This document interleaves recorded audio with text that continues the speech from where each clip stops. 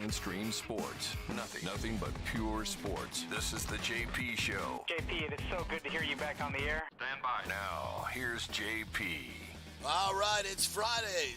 It's a football Friday, baby. Football Friday. We got football Saturday night. Got college football coming up soon. Within, 8 days, I think we got a college football game. Come on now. Bucs are going to play the Jets. Sans Aaron Rodgers. They'll be doing some ayahuasca, I think. Some of that stuff. But we're going to preview the Bucs-Jets game coming up with Dan Lucas from News Channel 8, who will be broadcasting the game on Saturday night, which I'm very, very much looking forward to. Also looking forward to the Voodoo Chef Bash, Summer Bash, coming up Saturday, by the way, which I get to judge all the best hamburgers, best cheeseburgers in Tampa Bay. I know you're jealous, Nick Geddes from On3.com. Good morning to you. How are you? Good morning. Doing well. You mentioned we're so close to football. Let the record be shown. Okay. Football season does not begin officially until 13 days. Okay. 13 days, because that's when my UCF Knights take the field. My mighty UCF Knights. Kent State. Kent State. Kent State. The venerable Kent State. Don't tell me. Kent State. Oh, they tried to be Kent for a while because they were trying to get away from the scars of the 60s shooting. Kent State, I want to say, aren't they the Green Knights or something like that? I think they actually used to have an Indian name of some sort, and then they had to change it. So the Golden Eagle. They're the Golden Flashes. The Golden Flashes. The Golden Flashes. The Golden Flashes. There we go. I thought it was something like that. Isn't that Akron? Aren't they the Golden Flashes? No, they're the Zips. Toledo's the Golden Flashes. I thought Toledo was the Rocket. Something with the Rockets. Oh, God, we're all mixed up. These Midwest major schools. Midwest schools, they're all the same. God damn it. They opened. Okay, I didn't even know they were still playing football, but that's good. Yeah, and if you stay the following week, you get to see us play Villanova too, who I didn't know had a football team. If I'm being completely honest. Wow, Murderers Row. Murderers Row. The season. That sounds like it's tough. Those games are worthless, man. Nobody wants to see them. Why pay a ticket to go see that? I mean, come on. That's just awful. And it's on a Thursday night, too. That's just awful. Thursday night opener against Kent State. It's awful. But we got, real football, NFL preseason for real football. But I think it's going to be a little spicy with all the fights that we had the other day and the fact that the pansy-ass Jets didn't want to have a second practice. I think the Bucs will be a little pissed off at that whole deal. And maybe you want to come out and I don't know, if Todd Bowles going to play any starters or a few starters. I know the offensive line hopefully is going to play. I don't know if Tristan Wirfs doesn't sound like it, actually. I saw reports already, I think it was late last night, this morning. No Mike, no Chris, no Tristan, no Filer. So, the big names that are on no Rashad White, they're not going to play again. I don't get that. I just don't understand it. What is this team? This team is that good that they don't need to play in a game situation? They've never played. They've never done it before. I think this is – how the hell are you going to get ready for a season if you're not putting your guys out there? I know practice, you can get better situations in the joint practices, but you only had one joint practice. How – I mean, if this team comes out and is sluggish against the Vikings, that's exactly what I'm going to point to. You got to freaking practice, man. These preseason games, I see Pat Mahomes out there with his number one guys. I mean, what? Not one game? Because they're not going to do it the third game. Right. So we're never going to see this entire offensive line in a game situation? Yeah, which doesn't make much sense to me because they sense. talked about getting continuity, and that's why they kind of handed out spots before we even got to training camp, in all honesty. They wanted to have continuity on the line, but how are you going to know how that continuity is if you don't see it for at least a drive or two or whatever in the preseason? Yeah. And then on the flip side of that, this is what I just can't wrap my head around. What is the point of having a quarterback competition if I don't get to see these guys run the operation with the full of what you have to offer? Makes no sense. It doesn't make any sense to me. Makes no sense. Because isn't that the whole point of, at least from Kyle Trask's standpoint, we want to see him with the ones and how he performs. Yeah. But he's not gonna get that chance in an actual game. And the difference between working with Chris Godwin and Mike Evans vis-a-vis Devin Tompkins and Trey Palmer, who I think are going to play a lot this year, Well, even just point to like the Kalen Geigers of the world, Yeah. who I saw a lot of in the last game. Like, he's not going to be on this roster when the No. season begins. No. And there's nuances to their games in terms of ball placement, the way they run their routes, and I know they can get used to that practice. But again, there's a practice level, there's a preseason game level, and then there's an NFL level, regular season, and there's a playoff level. There are, guys. These are finely tuned athletes. Their bodies tell them what level they should be working at in what situation, right? So even when Baker Mayfield goes out there against the Minnesota Vikings, he's never worked with Chris Godwin and Mike Evans in a game situation. That's the way. That's what we're doing. That's the plan. Apparently, that's the plan. And I believe too, Wow. with also with Sam Howell being named the starting quarterback this morning by Ron Rivera in Washington. If I'm correct, this is the only quarterback competition remaining. We are the only team to have not named a starter so far. Well, and we all know it's going to be Baker Mayfield week 1. Right. So listen, after this game, if they haven't named him and Baker isn't the focus, and then I want to see in week 3 Baker Mayfield go out there with Chris Godwin and Mike Evans, because they're not going to play for another 3 weeks, 2.5, 3 weeks.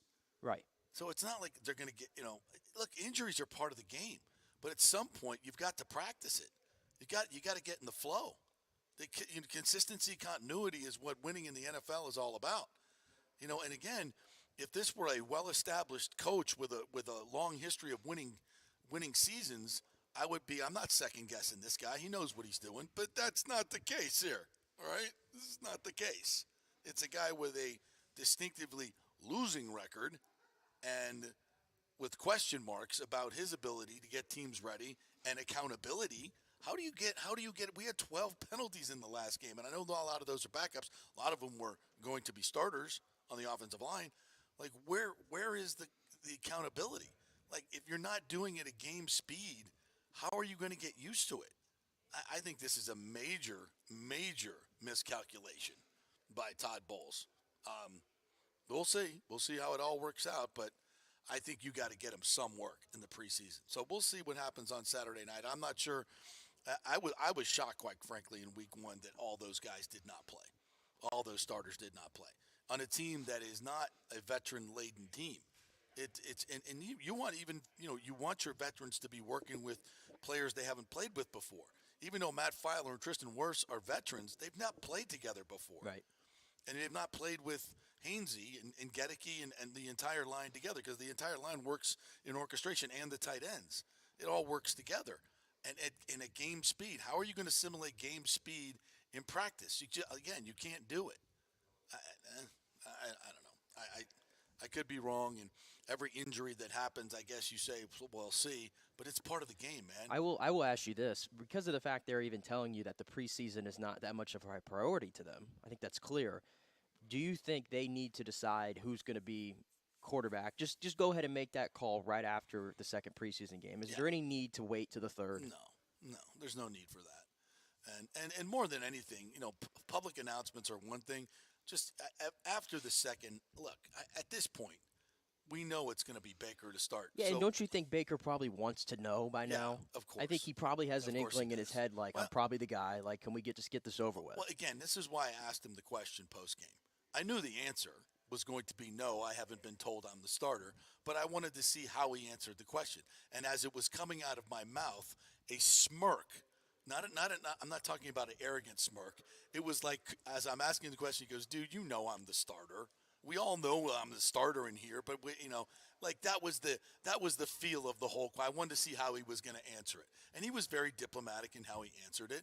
But there was kind of, as he started smiling as I'm asking the question, like, there are reports that you've already been told that you're already the starting quarterback for, and he's like, yeah, I haven't been told that, but he knows. He's acted like the guy since I feel like day one, since he got in the building. And Of course. it even goes to the first guy that it looked like he friended was Tristan Wirfs. Yeah, Going to of course. Rays games together. They're out on the town together, all those things. Smart guy. Tristan Wirfs loves him, all those things. Yeah. Very smart, calculated move by Baker Mayfield. Right. So he's acted like he's going to be the guy from day one. Yeah.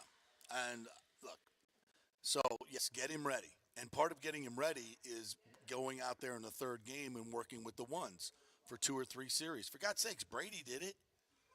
Baker Mayfield's not going to do it.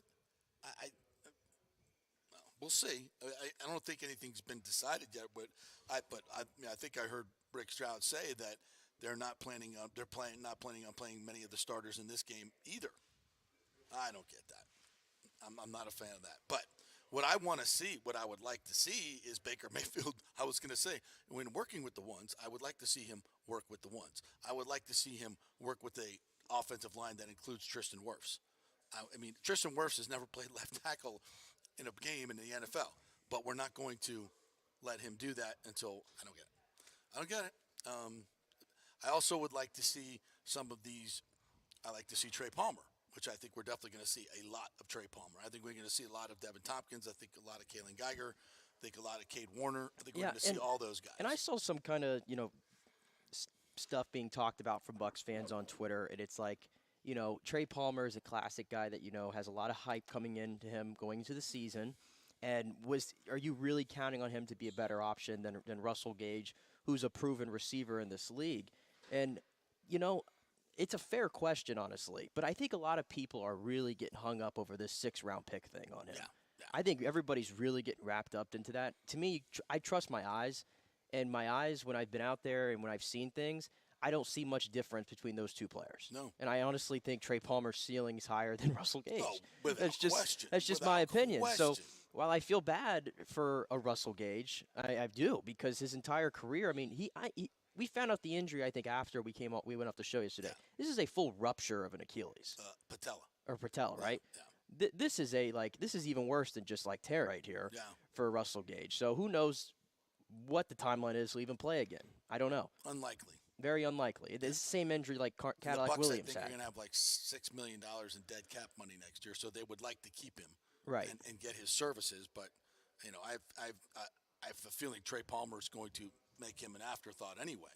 And Devin Tompkins and David Moore. I like what I've seen from David Moore. He can do a job. He can put in to put a cliche. He'll put in a shift for you. Yeah. He'll do that job as a veteran. No, I'm so into Trey Palmer. You know what I did yesterday? I have a big dynasty fantasy football league, 5 years going, and you could trade like draft picks and everything, like for next year's rookie draft. Traded 2 picks to get Trey Palmer. That's how much I believe in Trey Palmer. I'm giving up precious draft capital in a big money buy-in league to get my Trey Palmer. Wow. So I'm putting it out there. I'm all on the Trey Palmer bandwagon. I think it's a little premature. It's a little premature. Maybe just a little bit, but I'm full buying in. All right, we're going to take a quick break, and when we come back, Dan Lucas is going to join us live from New Jersey, where he will be hosting the NFL preseason game between the Bucs and the Jets on WFLA TV, along with Rondé Barber and Chris Myers and the whole crew. So we'll get a preview of their Channel 8 broadcast and much more when we come back. We're brought to you by the Jeeves Law Group, JEEVES Lawgroup.com, and Bay Area Modern Medical Center, BAMMC.com. Get your testosterone right, get your health right, get everything right at BAMMC.com. Back in 3. Stay with us.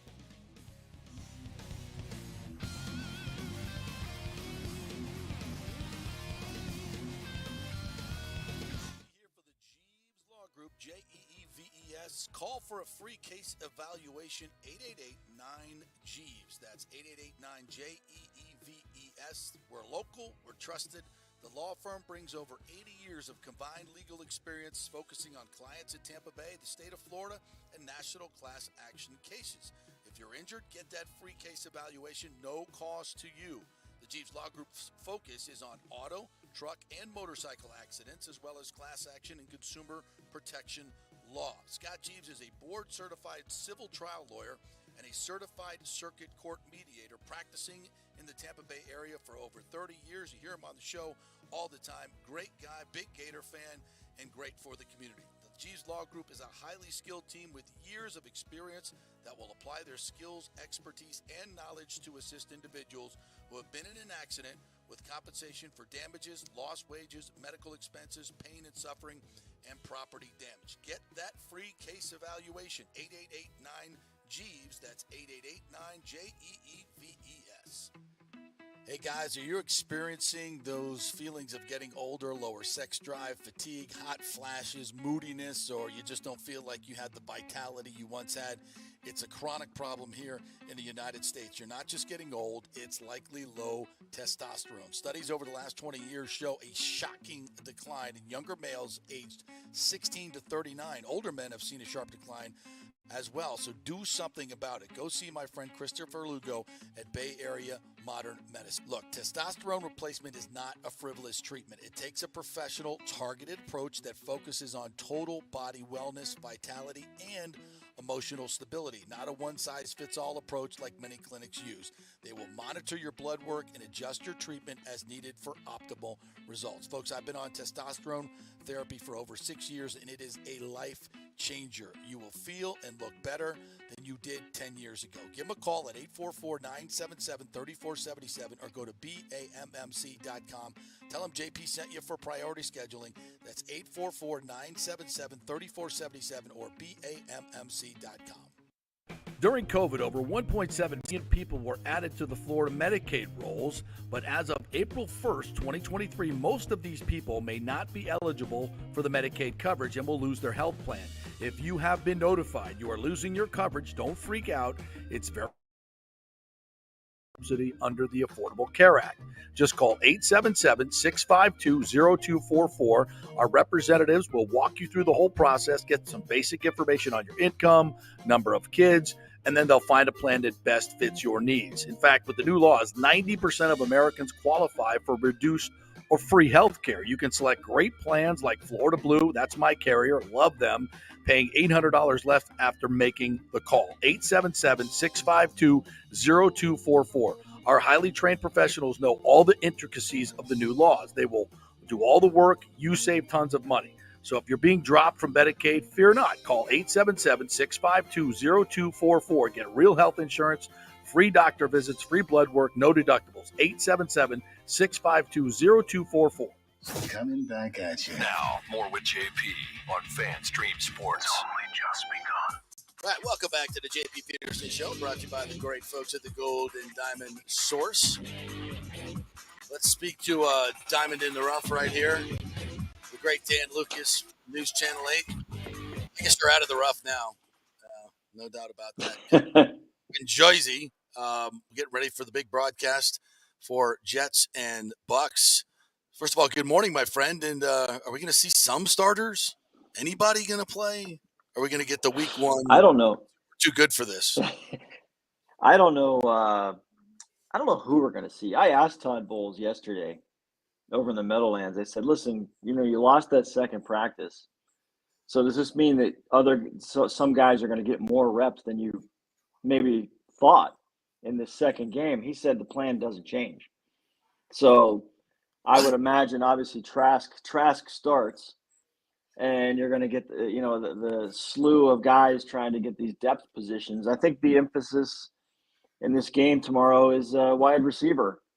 Yeah, because it's a bit of a question mark right now after the injury on Wednesday, and I think we all know how the hierarchy goes at the top for at least three. Yeah, but the last three spots are at stake, and you take a guy like Kalen Geiger, who suited up for a few games last year. Yeah, didn't particularly have a great day last Friday against the Steelers, and he's one of the guys in the rotation for returns. The pressure is on him tomorrow night, and I think the pressure is a little bit less on Trey Palmer, but now Trey Palmer knows he's being talked about. yeah. We've anointed him the camp darling, and he knows his opportunity. He's got to step in for an injured teammate, and so he's going to want to go above and beyond his reps in this game as well. So I think the receiver position is what Todd Bowles is really locked in on, and I don't know how many starters we're going to see, to be honest with you, JP. I don't think it's a whole lot. I think they got spooked by the injury Wednesday. Well, listen, injuries are part of the game. It's not like this team – continuity wins in this league, man. And, Baker Mayfield has not played in a game situation with Tristan Wirfs, with Mike Evans, with Chris Godwin. I mean, I get it. You don't want to get him hurt, but I see, Pat Mahomes is out there with his number one guys, right? They're all over the league. I think I'm second guessing Todd Bowles here, that I think in order for his team to get ready to play at Minnesota, pretty damn good football team, by the way, in a hostile environment. You got to get guys out there in game situations.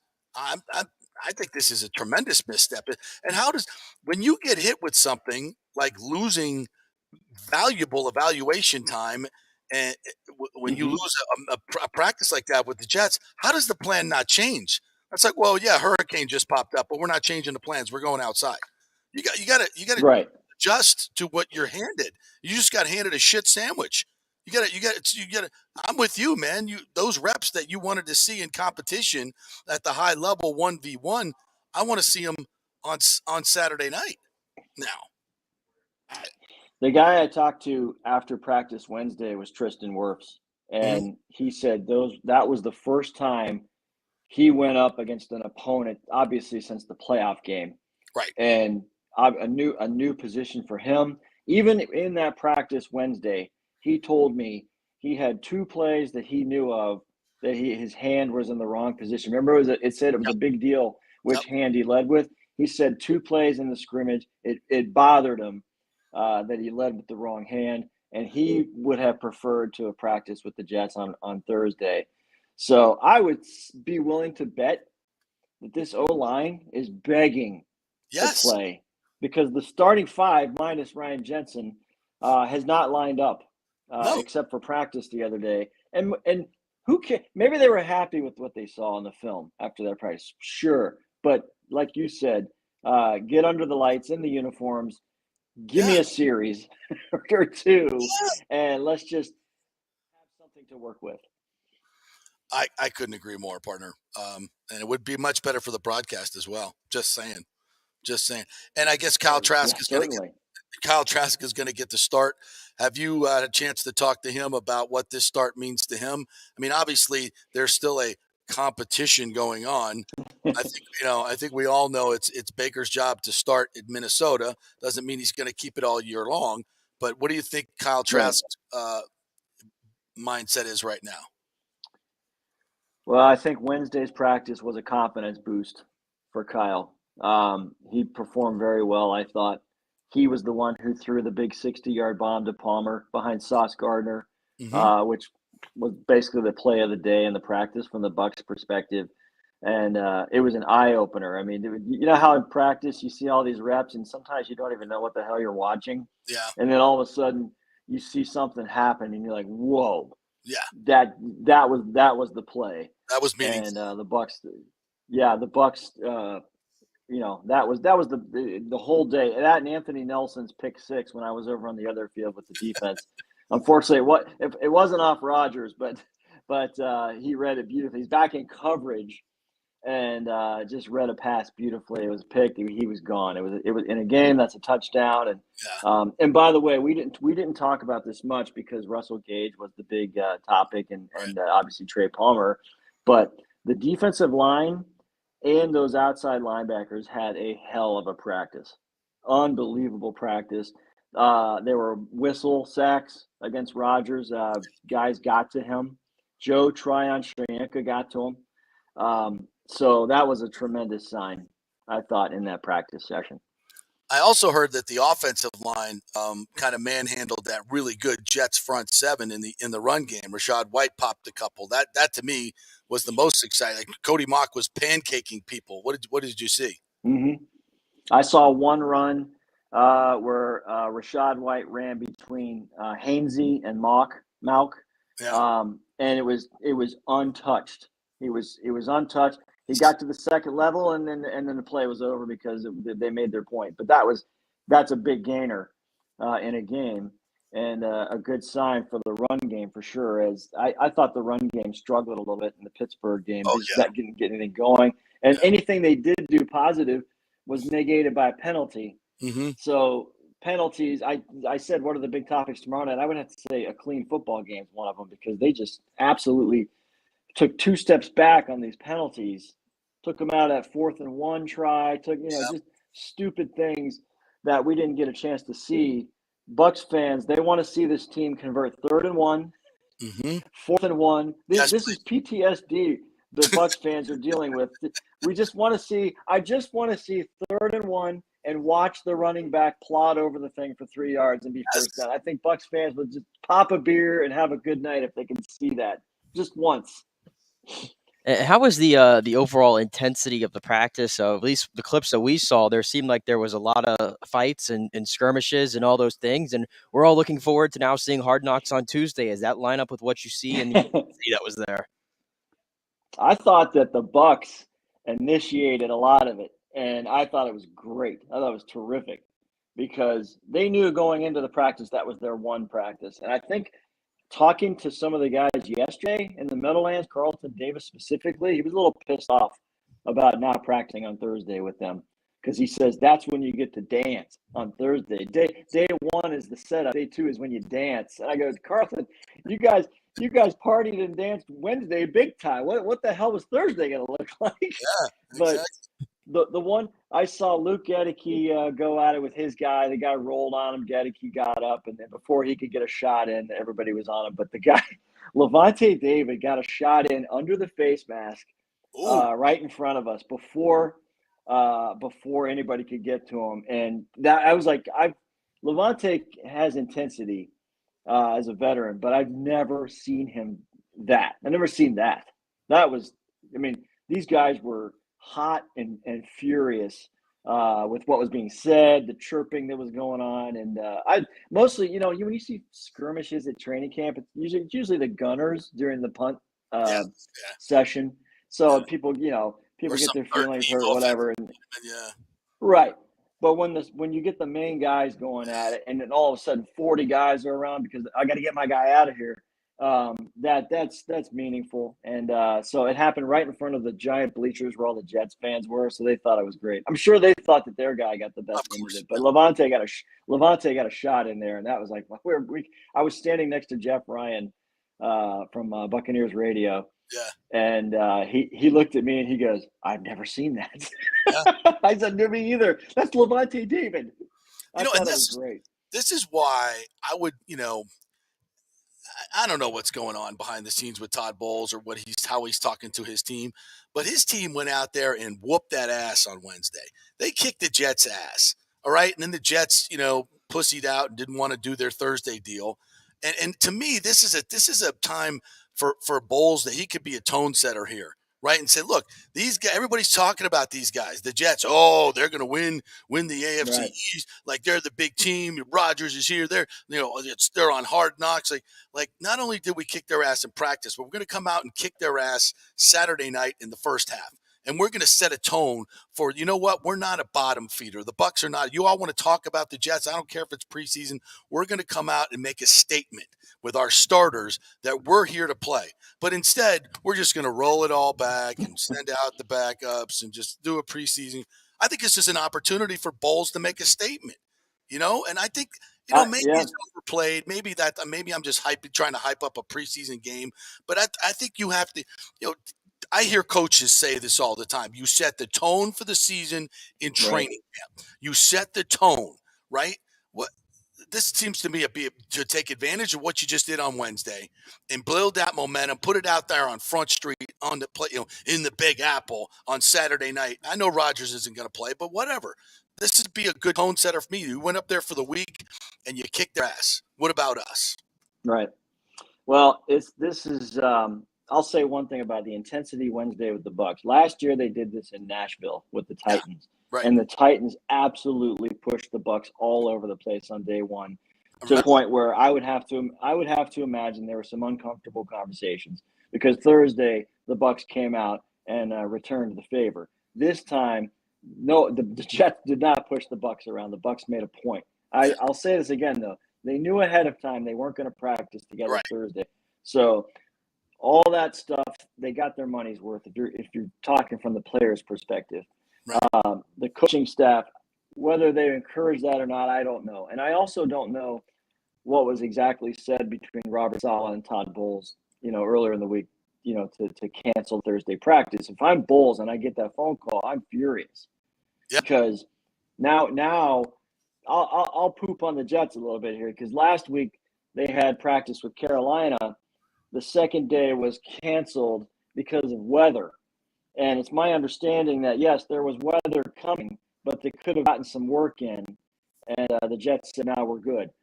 One of the Jets writers told me that Saleh did go on a radio show and hint that he's not a fan of the second day of those joint workouts because that's when all the shenanigans happen. People get pissed off on day one, and day two, the skirmishes and stuff happen. Well, guess what? It's day one, and some key Bucs players said, "You know what? Screw you guys.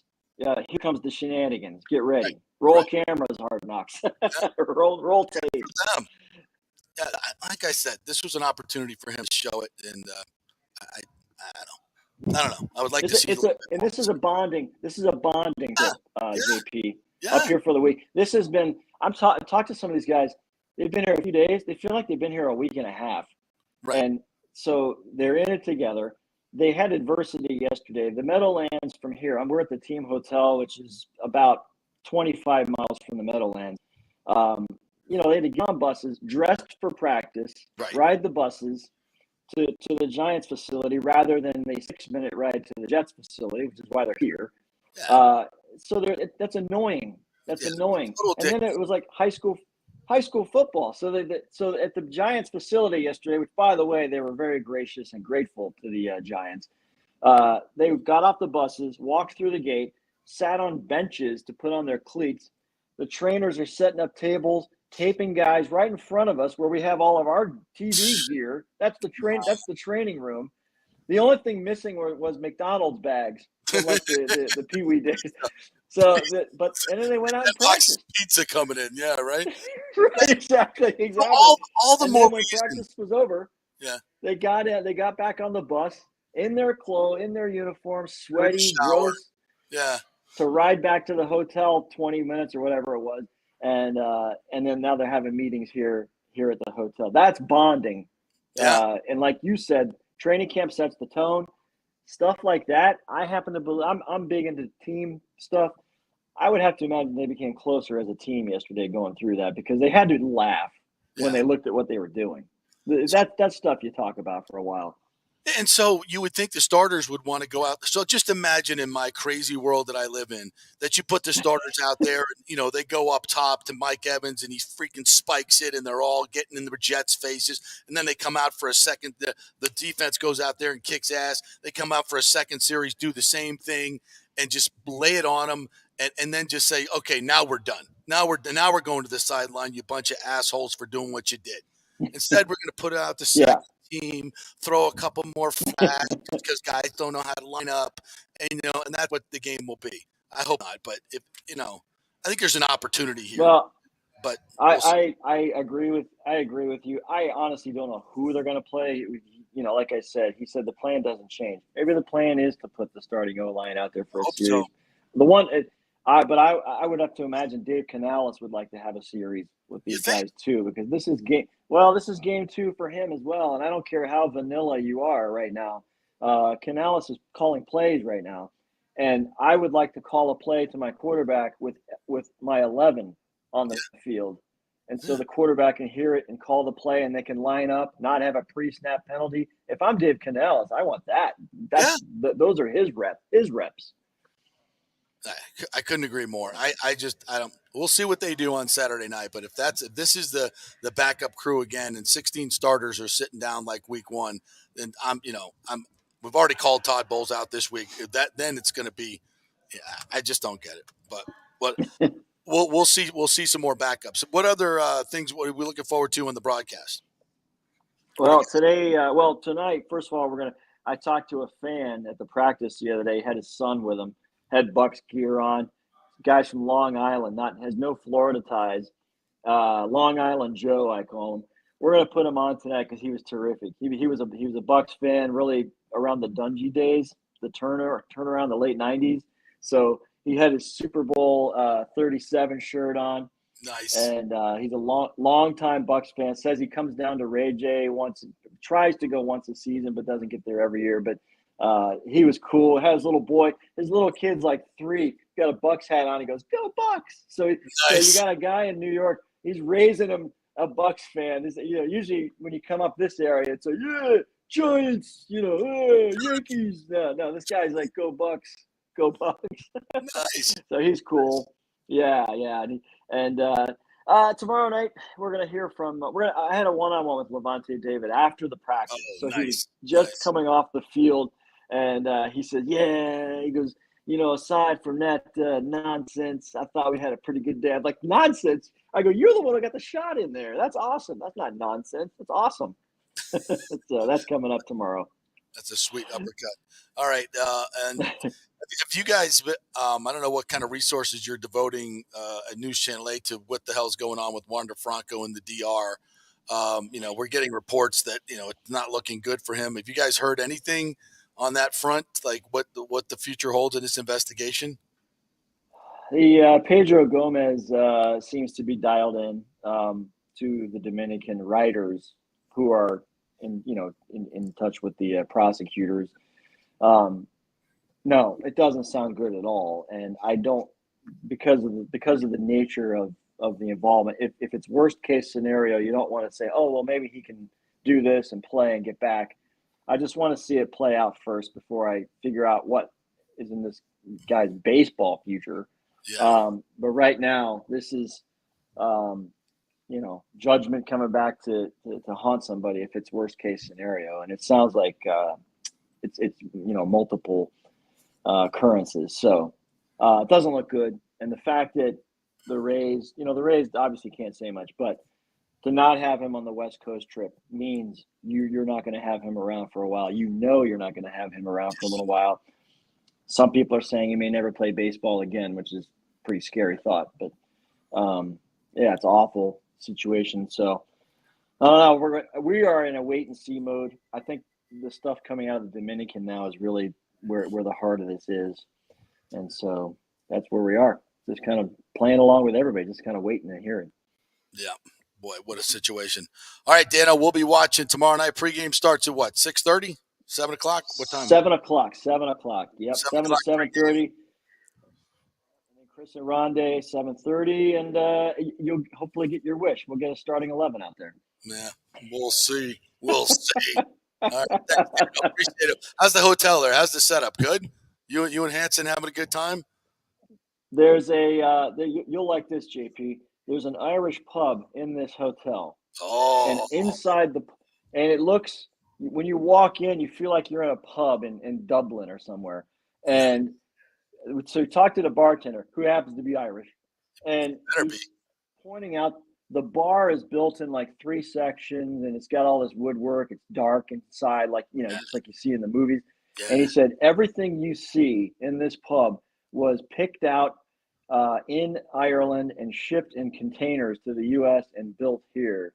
Like they have church pews as part of the bar. They got all this crazy stuff. And I'm like, dude, this is awesome. This is awesome. I'll take a Guinness, please. Man, I'll take 2. What's interesting?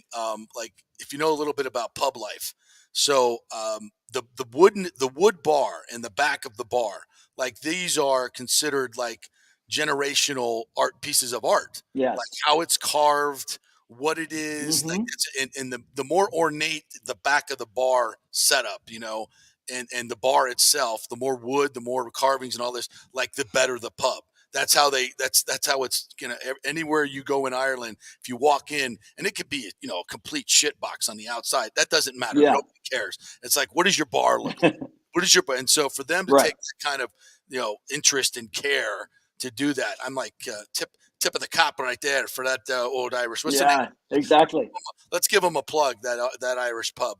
I gotta get my tag here. Ogre something. Mulligans. It's Shaughnessy. Yeah. Is it right? Oh something. Yeah. Oh something. But terrific people here. We're in no man's land here in close to Morristown, which by the way is really nice. Hilly, nice homes. And then you get to the Jets facility. The Jets facility is terrific.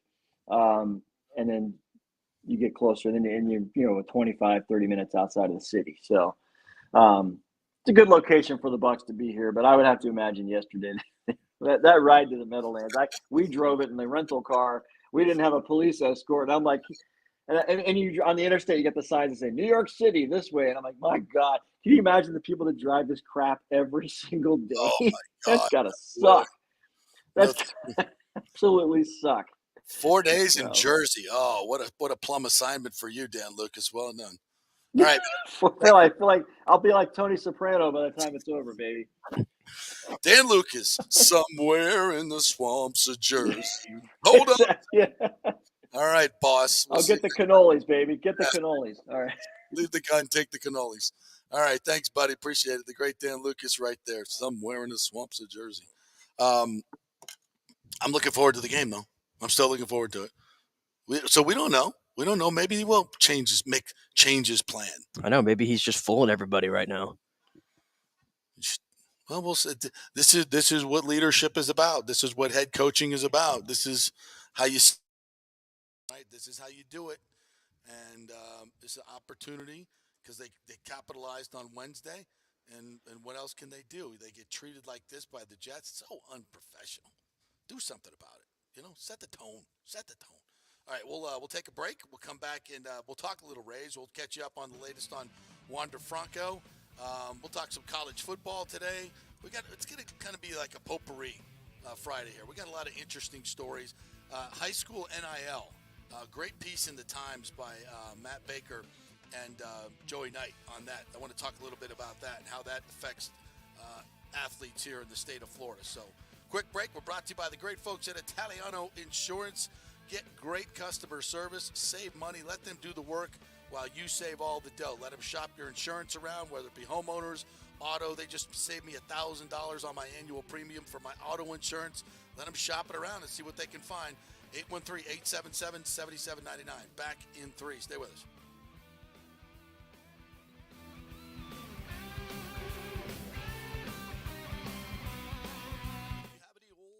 Sitting around the house? Well, the Golden Diamond Source will purchase a variety of different types of coins and bullion. Their gold buying program includes sterling silver, platinum, and watches. They also accept unusual pieces that other jewelry stores do not, such as gold bars and sterling silver flatware. The list of items they do accept is far more extensive than those they don't, so check it out. While you're there, you can check out the largest collection of any family-owned jewelry store in the country, especially with summer coming to an end. The holidays are right around the corner. Never too early to start your holiday shopping, especially if you're planning on getting engaged or have any birthdays or anniversaries coming up. Come on in and find out what buying jewelry should be like with an expert staff of gold and diamond jewelry enthusiasts. And the best part, they treat you like family.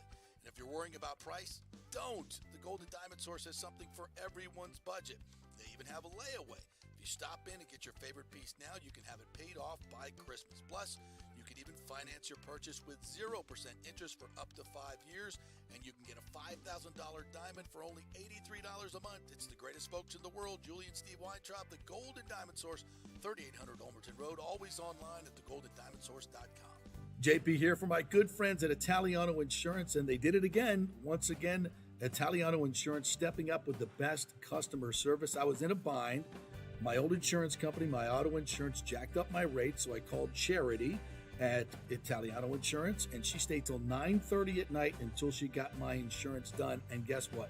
She searched all these companies for me. I didn't do the work. She did. Saved me $1,000 on my annual premium. $1,000, folks. That's real money. And that's what you get at Italiano Insurance. Great customer service. And here's another note for you, by the way, with hurricane season up. 40% of people in Florida are underinsured. That means if you have something happen during a hurricane and you need replacement costs, you're going to get 40% less than you deserve. Can't let that happen. Call the folks at Italiano Insurance and get them to help you out in both those regards. They will save you money and keep you insured properly. That's 813-877-7799. Great folks in the community, been doing it for over 60 years. Italiano Insurance, 813-877-7799. All right, this is for all you guys who don't want to go to the gym and do 5,000 crunches. At Bay Area Modern Medical Center, you can get on the new True Body machine where you can reduce fat and tone up your muscle. It's like doing 54,000 crunches in just 15 minutes.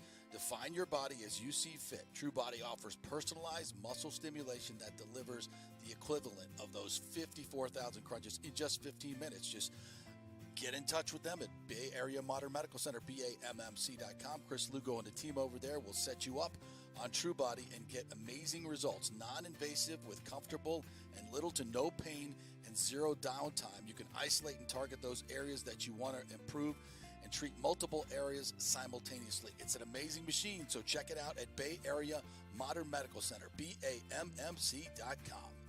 Well, Fitz the mortgage guy did it again. A listener heard his ad, was going to another big bank, but called Scott Fitzgerald at American Mortgage Services of Tampa, and Fitz saved him $618 on his monthly payment. Are you kidding me?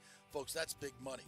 Rates are going up, they're going down, they're going all over the place. Scott will shop your loan and save you lender fees and get the best rates. Email him, scott@amstampa.com, or call 813-294-7595. That's Fitz the mortgage guy.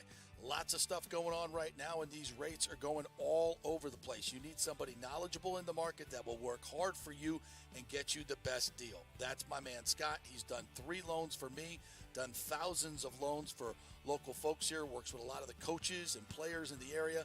He's the guy. 813-294-7595, or go to scott@amstampa.com. JP here for my good friends at Italiano Insurance, and they did it again. Once again, Italiano Insurance stepping up with the best customer service. I was in a bind. My old insurance company, my auto insurance, jacked up my rates, so I called Charity at Italiano Insurance, and she stayed till 9:30 at night until she got my insurance done. And guess what? She searched all these companies for me. I didn't do the work. She did. Saved me $1,000 on my annual premium. $1,000, folks. That's real money. And that's what you get at Italiano Insurance. Great customer service. And here's another note for you, by the way, with hurricane season up. 40% of people in Florida are underinsured. That means if you have something happen during a hurricane and you need replacement costs, you're going to get 40% less than you deserve. Can't let that happen. Call the folks at Italiano Insurance and get them to help you out in both those regards. They will save you money and keep you insured properly. That's 813-877-7799. Great folks in the community, been doing it for over 60 years. Italiano Insurance, 813-877-7799.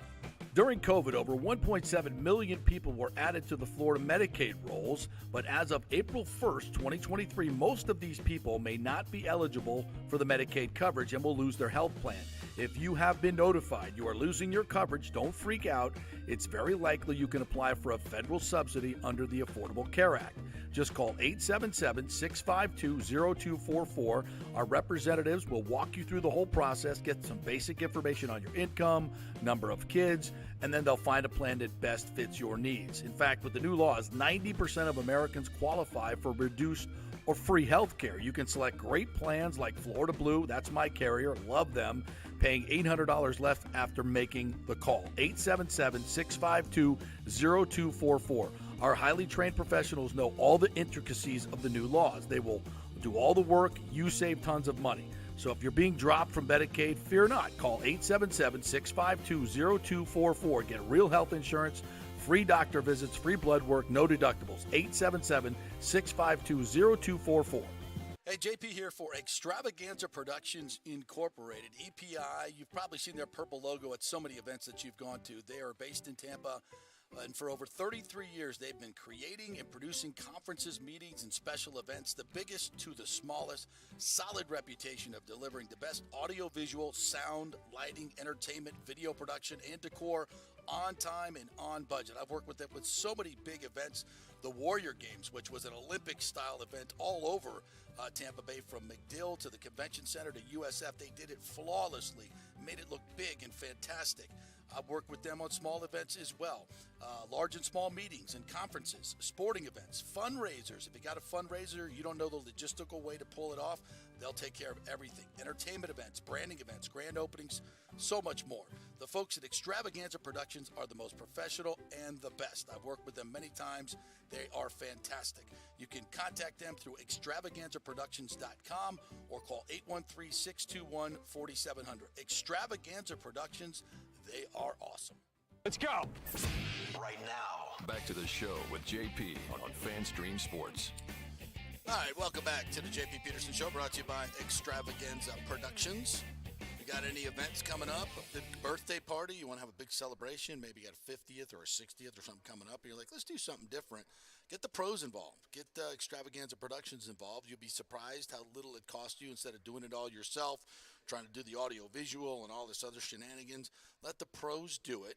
And you can get their creative involvement as well. You get a free creative session with the folks at Extravaganza Productions just by telling them you heard it on the JP Show. So go to the website, extravaganzaproductions.com, or Google them and give them a call and tell them JP sent you. They'll give you that free session. You can go check out their incredible prop warehouse. They got all kinds of crazy stuff in there, and they'll come up with a theme and do it all for you. That's Extravaganza Productions. They are phenomenal. I've worked with them many times, big events, small events. Give them a call. Tell them JP sent you. All right, we got a little event coming up this weekend as the Rays go and visit Shohei Ohtani. I looked at a graphic the other day, and it said WAR, like who's leading the league in WAR, and that it was like Shohei Ohtani 8.9, then it was like 8.8, 8.7, nobody, all the down to like 4.3 was the next closest guy, and I'm like, I think we know who the MVP is. I mean, when you look at it, because they obviously combine his pitching impact with his hitting impact and everything else. Jesus, he's the greatest player I've ever laid eyes on. It just I never saw Barry Bonds play, and I see highlights and I see that looks like the greatest player of all time. But living in the Shohei Ohtani era is just insane. It really is. I'm so happy the fact the Rays get to avoid him from the pitching staff this weekend. The way it drawled, they don't have to face him, but. Just at the plate right now, he's like leading in so many different categories. I think the last game that he played, I forgot who they played. It might have been Texas or something. And he got a fastball, and it was high and up, and it was like literally like almost at his chin. Yeah. And obviously it was like 95, 96, and he just somehow just goes up and gets it and hits it to dead center like 430 feet. Crazy. And nobody else is hitting that pitch like him. No. He's just unreal. It's like every home run he hits now, it's like 400. They're like tape measure shots. Every single one he hits now. He hit a ball, 118 off the bat in Houston this past week. That's like the hardest hit ball in the StatCast era. I mean, it's just insane. It's absolutely insane. But as it relates to this series, the Angels, as we know, are one of the worst teams in baseball since they decided to hold on to him. Yeah. So unfortunate for them. Which is crazy. And so the Rays, I fully expect them to go out there and hopefully take 2 out of 3 from the series and keep chipping away at Baltimore, who I was reminded this last night. You know, Baltimore, I don't really look at this column typically, but like run differential, you know, Baltimore is like they're only plus 58 and the Rays are plus 145. That's crazy. And run differential. You know what that is? Bullpen. Yeah. When you have two guys at the back of the bullpen, you win every one-run game. Right. You win every But close as I've game. been saying, they're playing with fire. And the of fact that course they're they having are. to overuse those guys, that's why I'm saying I think the Rays, if they can get in front of Baltimore, I think they have a good shot to maybe get in front of Baltimore down the stretch. Baltimore's got the harder schedule. Their rotation, even though the Rays is banged up, is still light years ahead of what Baltimore has to offer. And then I think the back of their bullpen is going to wear down. I think the Rays can catch them. Well, we'll see. They got to win series like this, though. Even though you're on the road on the West Coast, you're playing a team that is just not playing well and has one superstar who I walk him every time. I don't give him anything to hit. He's the only guy that's doing anything for them for the most part. They are so desperate. I saw this morning when I was scrolling through Twitter. Jeff Passan put this out. This is how desperate the Angels are.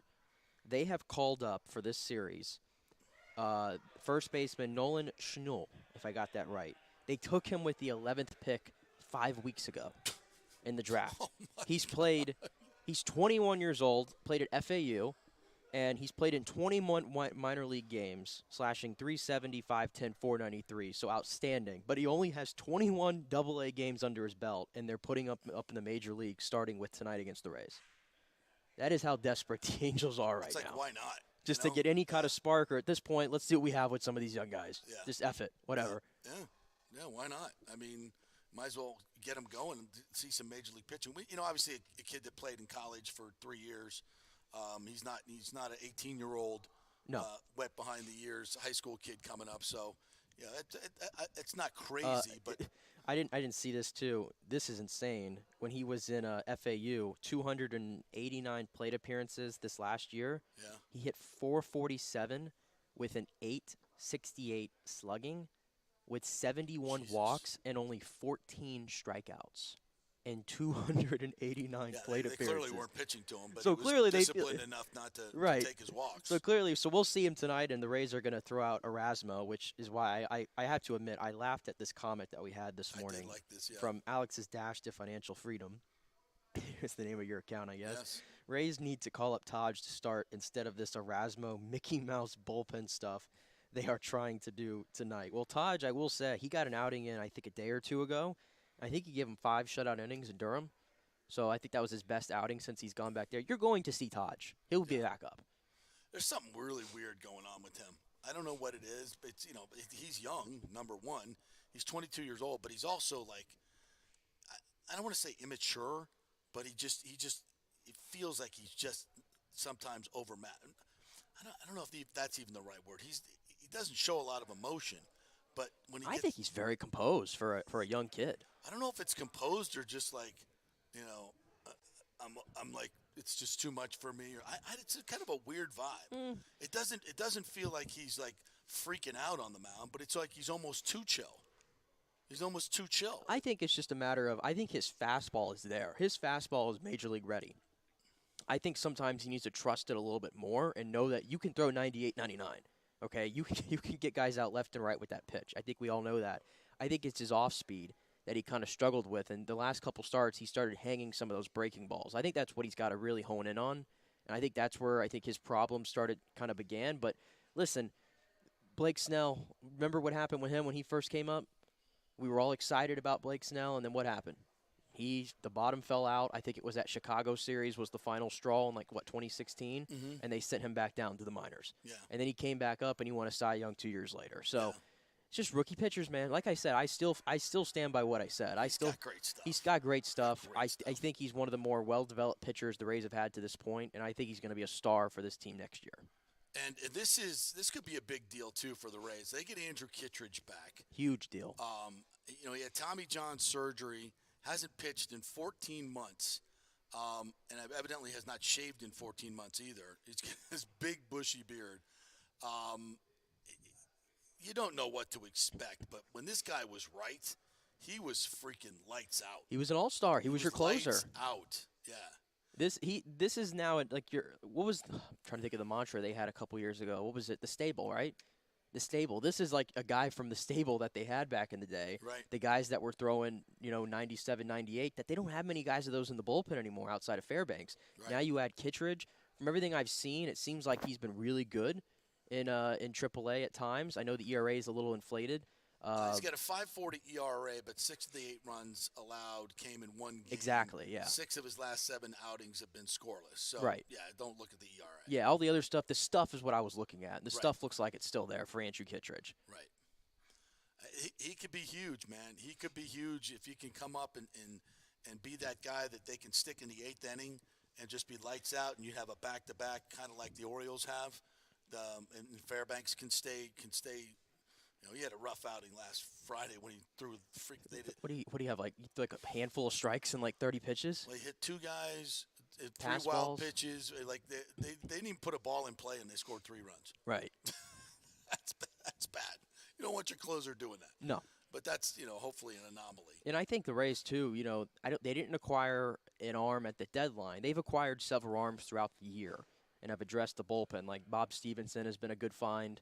Obviously, Zach Littell, Jake Diekman, to name a few. I think they were counting Kittredge as their acquisition in that bullpen. I think that's fair to say. That will be huge for them. This also from the Times. Hall of Famer Big Papi, David Ortiz, on a Dominican radio station, said he wants to help Rays shortstop Wander Franco navigate his current situation. He said this on a radio station. Show Grandes en los Deportes. When I heard about the situation, I tried to make myself available to Wander to see how I could help him because I really wanted to know what was happening with that boy. I spent a long time talking to Wander at the All-Star game. I really like him because he's a good boy, like all youth, but the mission of one as a veteran is to guide these boys, not trample on them or mistreat them. Interesting comment right there. Not trample on them or mistreat them. Is that an allusion to Randy? How they were in a tussle? Obviously, that's kind of weird. But Big Papi obviously is had issues of his own in the DR, Right. where he famously was shot, and in what looked like a hit. They came up with this cock and bull story that it was a misidentification. They were trying to do a hit on somebody else. I don't know about all that, but he clearly is very well respected in the Dominican Republic and very well connected. So this is why this report, when it came out yesterday from Hector Gomez, that people close to the organization are saying he's never going to play Major League Baseball again. I'm sure the guy is well connected, but that just seems really, really far-fetched for me. I mean, even if he does a couple, I don't mean to make light of it, but if he does a couple of years in jail, he's 24 years old. And, I think he's, still very, very young in the game of baseball. Will Major League Baseball want him back, depending on what he did? I don't know all that. Time seems to heal a lot of wounds, right? With the difference in cultures, not making any excuses, but who knows? Like, I just can't imagine the kid will never play baseball again. That just seems really far-fetched. It's hard to wrap your mind around it. Yeah. And if you're the Rays, 22 years old. If you're the Rays, it has to be hard to wrap your mind around it too. Yeah, big time. And as I've said, I love the junior Camaneros of the world. I love the Carson Williams of the world, but they're not Wander Franco. No. They're not. I mean, that's just a fact. So, and I know there was a comment in here, and I saw this on Twitter yesterday too, and RJ put it in here in the chat. If the Rays don't have to pay Wander, do you think they put some of that money into a contract to keep Randy here more long term? And I'll just tell you, I don't think Randy Rosarena is ever getting an extension here in Tampa Bay. He's a Boris client, right? Yeah, number one, he's a Boris client. It's not happening. Number two. Well, now let me check that. That's not happening while Stu Sternberg owns this team, which he may not own this team for very long. Well, I just don't think there's a need to give Randy an extension because they already have him for 3 more years of arbitration. Right. He'll be a UFA in 2027, of which he'll then be 32 years old. There is zero need, in my opinion, unless Randy just strong-arms you and says, I need a contract right now, which who knows, that could happen. Or I'm not playing. Yeah, or I'm not playing. And, again, he's a Boris client, so in a way I could see it. Oh, yeah. Unless that happens, I think the Rays will probably end up doing arbitration. His salary's going to go up. With his world premiere in the World Baseball Classic, he could go to Japan and make a lot of money. Right. So he has options. He has options. Korea, other places to make money, and not just stay in Major League Baseball. Obviously, or maybe he'll request a trade. I don't know, but it seems like Tampa Bay. I think he likes being here, though. Like, I know Boris clients, you got to be a little bit weary sometimes because who knows what he's telling these guys. But think of how much we've embraced Randy in this community. Yeah. Think of how much the Rays have. I don't think he's going anywhere, but I also don't think he's going to get a long-term contract with the Rays because of the age and where he's set up with arbitration. Yeah. Yeah. I think that money is going to be spent. If you're looking for extensions, I think Isak Paredes is a great candidate to get one of those long-term extensions.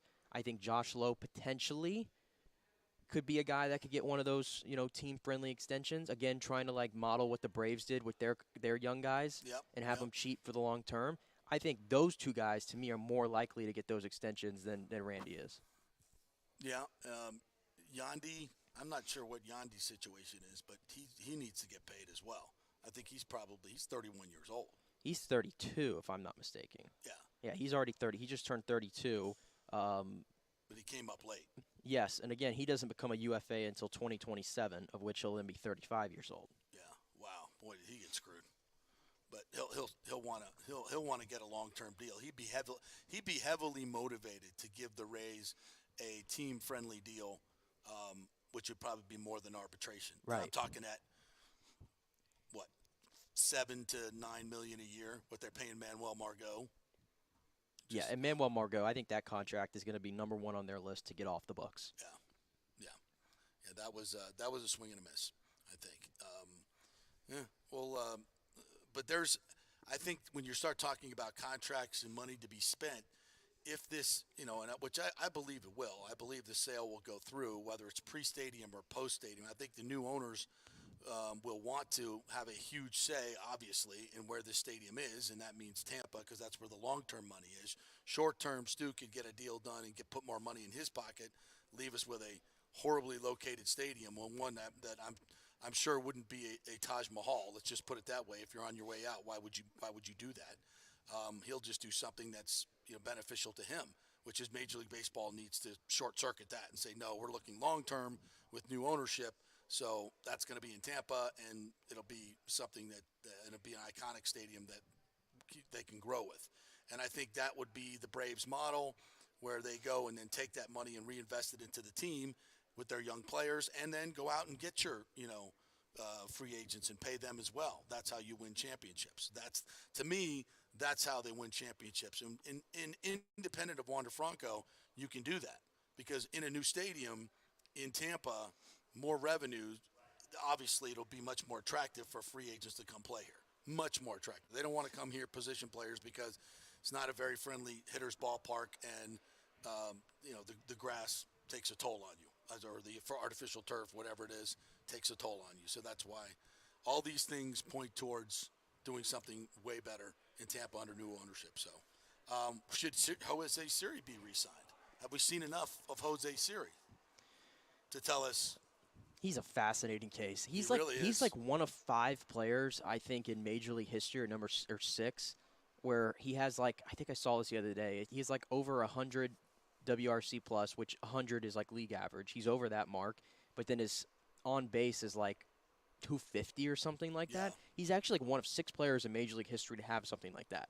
So he doesn't get on base at a really good clip. Kind of a boomer bust kind of guy. Yeah. That's what scares me. Where he's pushing for 30 home runs this year. But you think about the defense he provides. It's not. I don't think his defense is Kevin Kiermaier's level great. No. But I think it's really, really good. And then combine the fact that he's going to give you 20, 25 home runs a year, hopefully, at the bottom of your lineup. I think he has staying power in this team. An extension, I wouldn't pay big money for it. Love this by Richie P. 32. Let me type that into my Cuban age calculator. Calculator buffering. All right, that transfers to 36 years old. Absolutely. Well done. Have we ever figured out how old Albert Pujols actually is? No, we have not. Silver lining in all this disaster is the ownership changes hands, and we get people that actually give a crap about the team and competing for a World Series. Yes, Bucs Basement, you're absolutely 100% spot on. And so, look, if you're one of those folks that's like, what does this mean long term for the Rays? We don't know.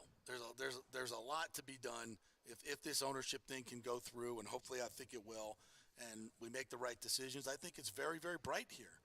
But,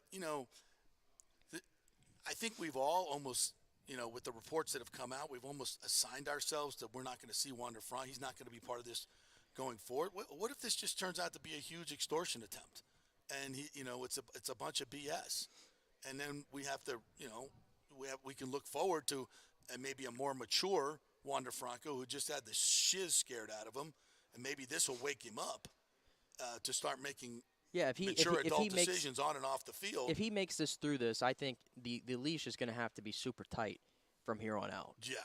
No matter, because at some point the talent is never going to outweigh the baggage. Right. It gets to that point, and I've been saying throughout all the other issues that went on this year that, he's still young. I'm keeping that in mind. But, this is obviously a lot more of a serious issue than even, just being a bad teammate at times. And it underscores what I think, and Orestes Destrada was on the other day with this and definitely agrees with what we've been saying. This team needs a clubhouse leader. And I would like it to be someone that's very well respected in the Latino community.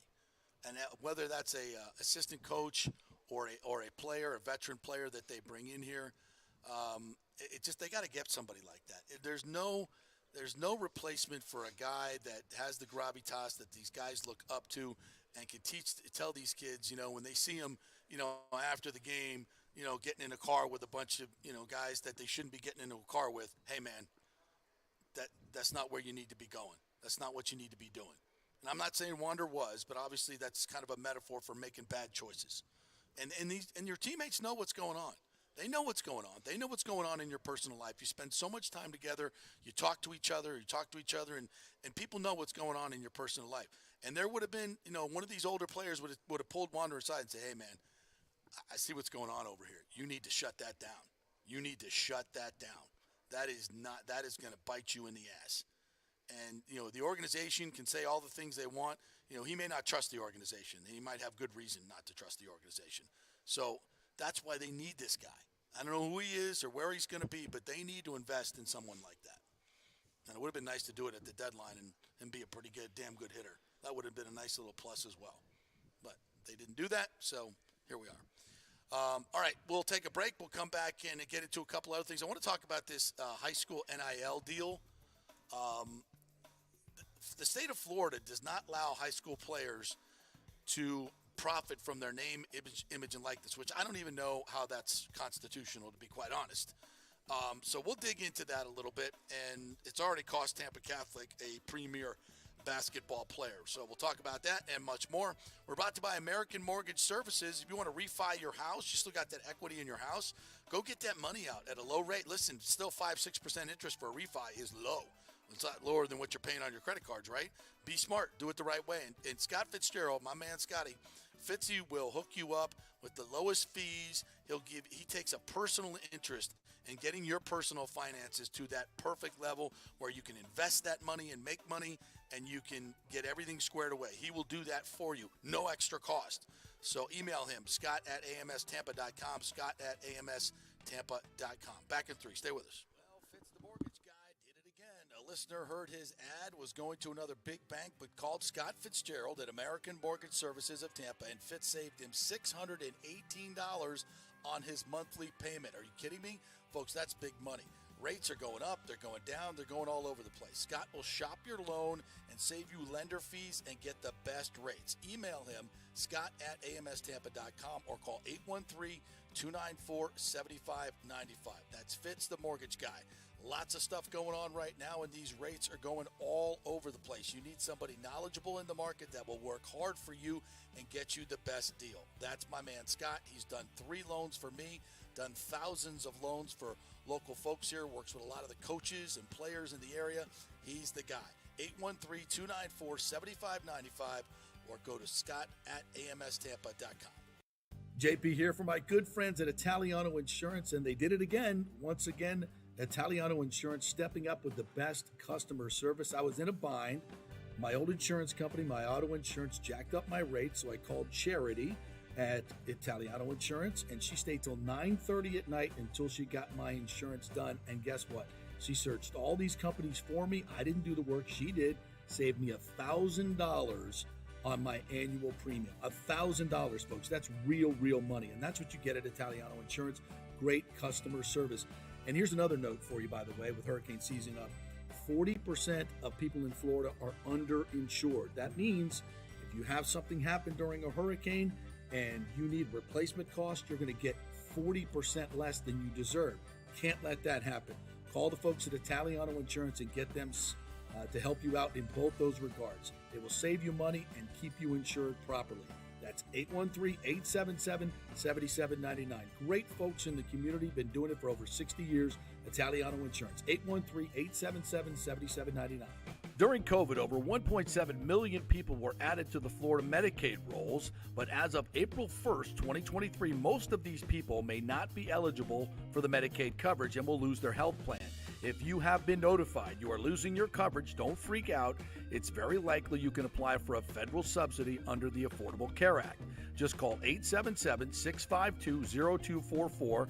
Our representatives will walk you through the whole process, get some basic information on your income, number of kids, and then they'll find a plan that best fits your needs. In fact, with the new laws, 90% of Americans qualify for reduced or free health care. You can select great plans like Florida Blue, that's my carrier, love them, paying $800 left after making the call. 877-652-0244. Our highly trained professionals know all the intricacies of the new laws. They will do all the work. You save tons of money. So if you're being dropped from Medicaid, fear not. Call 877-652-0244. Get real health insurance, free doctor visits, free blood work, no deductibles. 877-652-0244. Hey, JP here for Extravaganza Productions Incorporated, EPI. You've probably seen their purple logo at so many events that you've gone to. They are based in Tampa.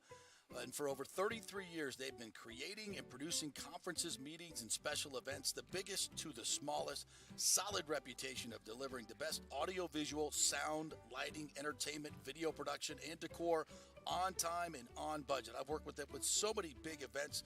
The Warrior Games, which was an Olympic-style event all over Tampa Bay, from McDill to the Convention Center to USF. They did it flawlessly, made it look big and fantastic.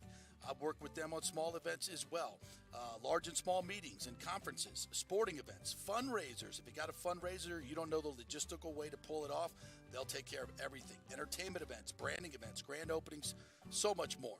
The folks at Extravaganza Productions are the most professional and the best. I've worked with them many times. They are fantastic. You can contact them through extravaganzaproductions.com or call 813-621-4700. Extravaganza Productions, they are awesome. Do you have any old coins sitting around the house? Well, the Golden Diamond Source will purchase a variety of different types of coins and bullion. Their gold buying program includes sterling silver, silver, platinum, and watches. They also accept unusual pieces that other jewelry stores do not, such as gold bars and sterling silver flatware. The list of items they do accept is far more extensive than those they don't, so check it out. While you're there, you can check out the largest collection of any family-owned jewelry store in the country, especially with summer coming to an end. The holidays are right around the corner. Never too early to start your holiday shopping, especially if you're planning on getting engaged or have any birthdays or anniversaries coming up. Come on in and find out what buying jewelry should be like with an expert staff of gold and diamond jewelry enthusiasts. And the best part, they treat you like family. And if you're worrying about price, don't. The Golden Diamond Source has something for everyone's budget. They even have a layaway. If you stop in and get your favorite piece now, you can have it paid off by Christmas. Plus, you can even finance your purchase with 0% interest for up to 5 years, and you can get a $5,000 diamond for only $83 a month. It's the greatest folks in the world, Julie and Steve Weintraub, the Golden Diamond Source, 3800 Olmerton Road, always online at thegoldendiamondsource.com. JP here for the Jeeves Law Group, Jeeves. Call for a free case evaluation, 888-9-JEEVES. That's 888-9-JEEVES. We're local, we're trusted. The law firm brings over 80 years of combined legal experience focusing on clients in Tampa Bay, the state of Florida, and national class action cases. If you're injured, get that free case evaluation, no cost to you. The Jeeves Law Group's focus is on auto, truck, and motorcycle accidents, as well as class action and consumer protection law. Scott Jeeves is a board-certified civil trial lawyer and a certified circuit court mediator practicing in the Tampa Bay area for over 30 years. You hear him on the show all the time. Great guy, big Gator fan, and great for the community. The Jeeves Law Group is a highly skilled team with years of experience that will apply their skills, expertise, and knowledge to assist individuals who have been in an accident with compensation for damages, lost wages, medical expenses, pain and suffering, and property damage. Get that free case evaluation, 888-9-JEEVES. That's 888-9-JEEVES. Ladies and gentlemen, Let's rock. This is FanStream Sports with JP.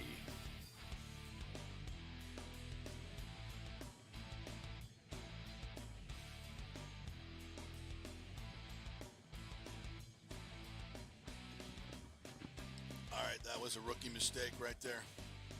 Rookie mistake. Never take a bite of bagel when you've got 30 seconds left to go, because you can't shove down. You can't expedite that. Yeah, there's a lot of chewing going on there. No, you can't do it. There's still, it's chewy. You got a lot. It's hard to get through. You got to give it a good mash before it goes down, or you're in trouble. So that was a rookie mistake. Sorry, you guys. Welcome back to the JP Peterson Show, brought to you by the great folks at the Jeeves Law Group, JEEVES lawgroup.com. So great to have Scott Jeeves in here yesterday. We always have a nice chat about Gator football or whatever's going on with the Gator. Big Gator fan. He and obviously I am a Seminole, so we always have a nice back and forth. And yeah, good to have him on, and I believe he will be staying on with us as a sponsor, so we're very much looking forward to that in the coming year. Just a couple comments before we get into some of this NIL discussion. We mentioned up here that Big Papi spoke to Wander during the All-Star break. Said he spent a lot of time with him. I'm kind of this thing kind of came out of nowhere, even though even though Wander made a public, or there was a public complaint against him, and then a countersuit in mid-July, was that maybe just after the All-Star game, probably. Right, yeah. Probably just after the All-Star game.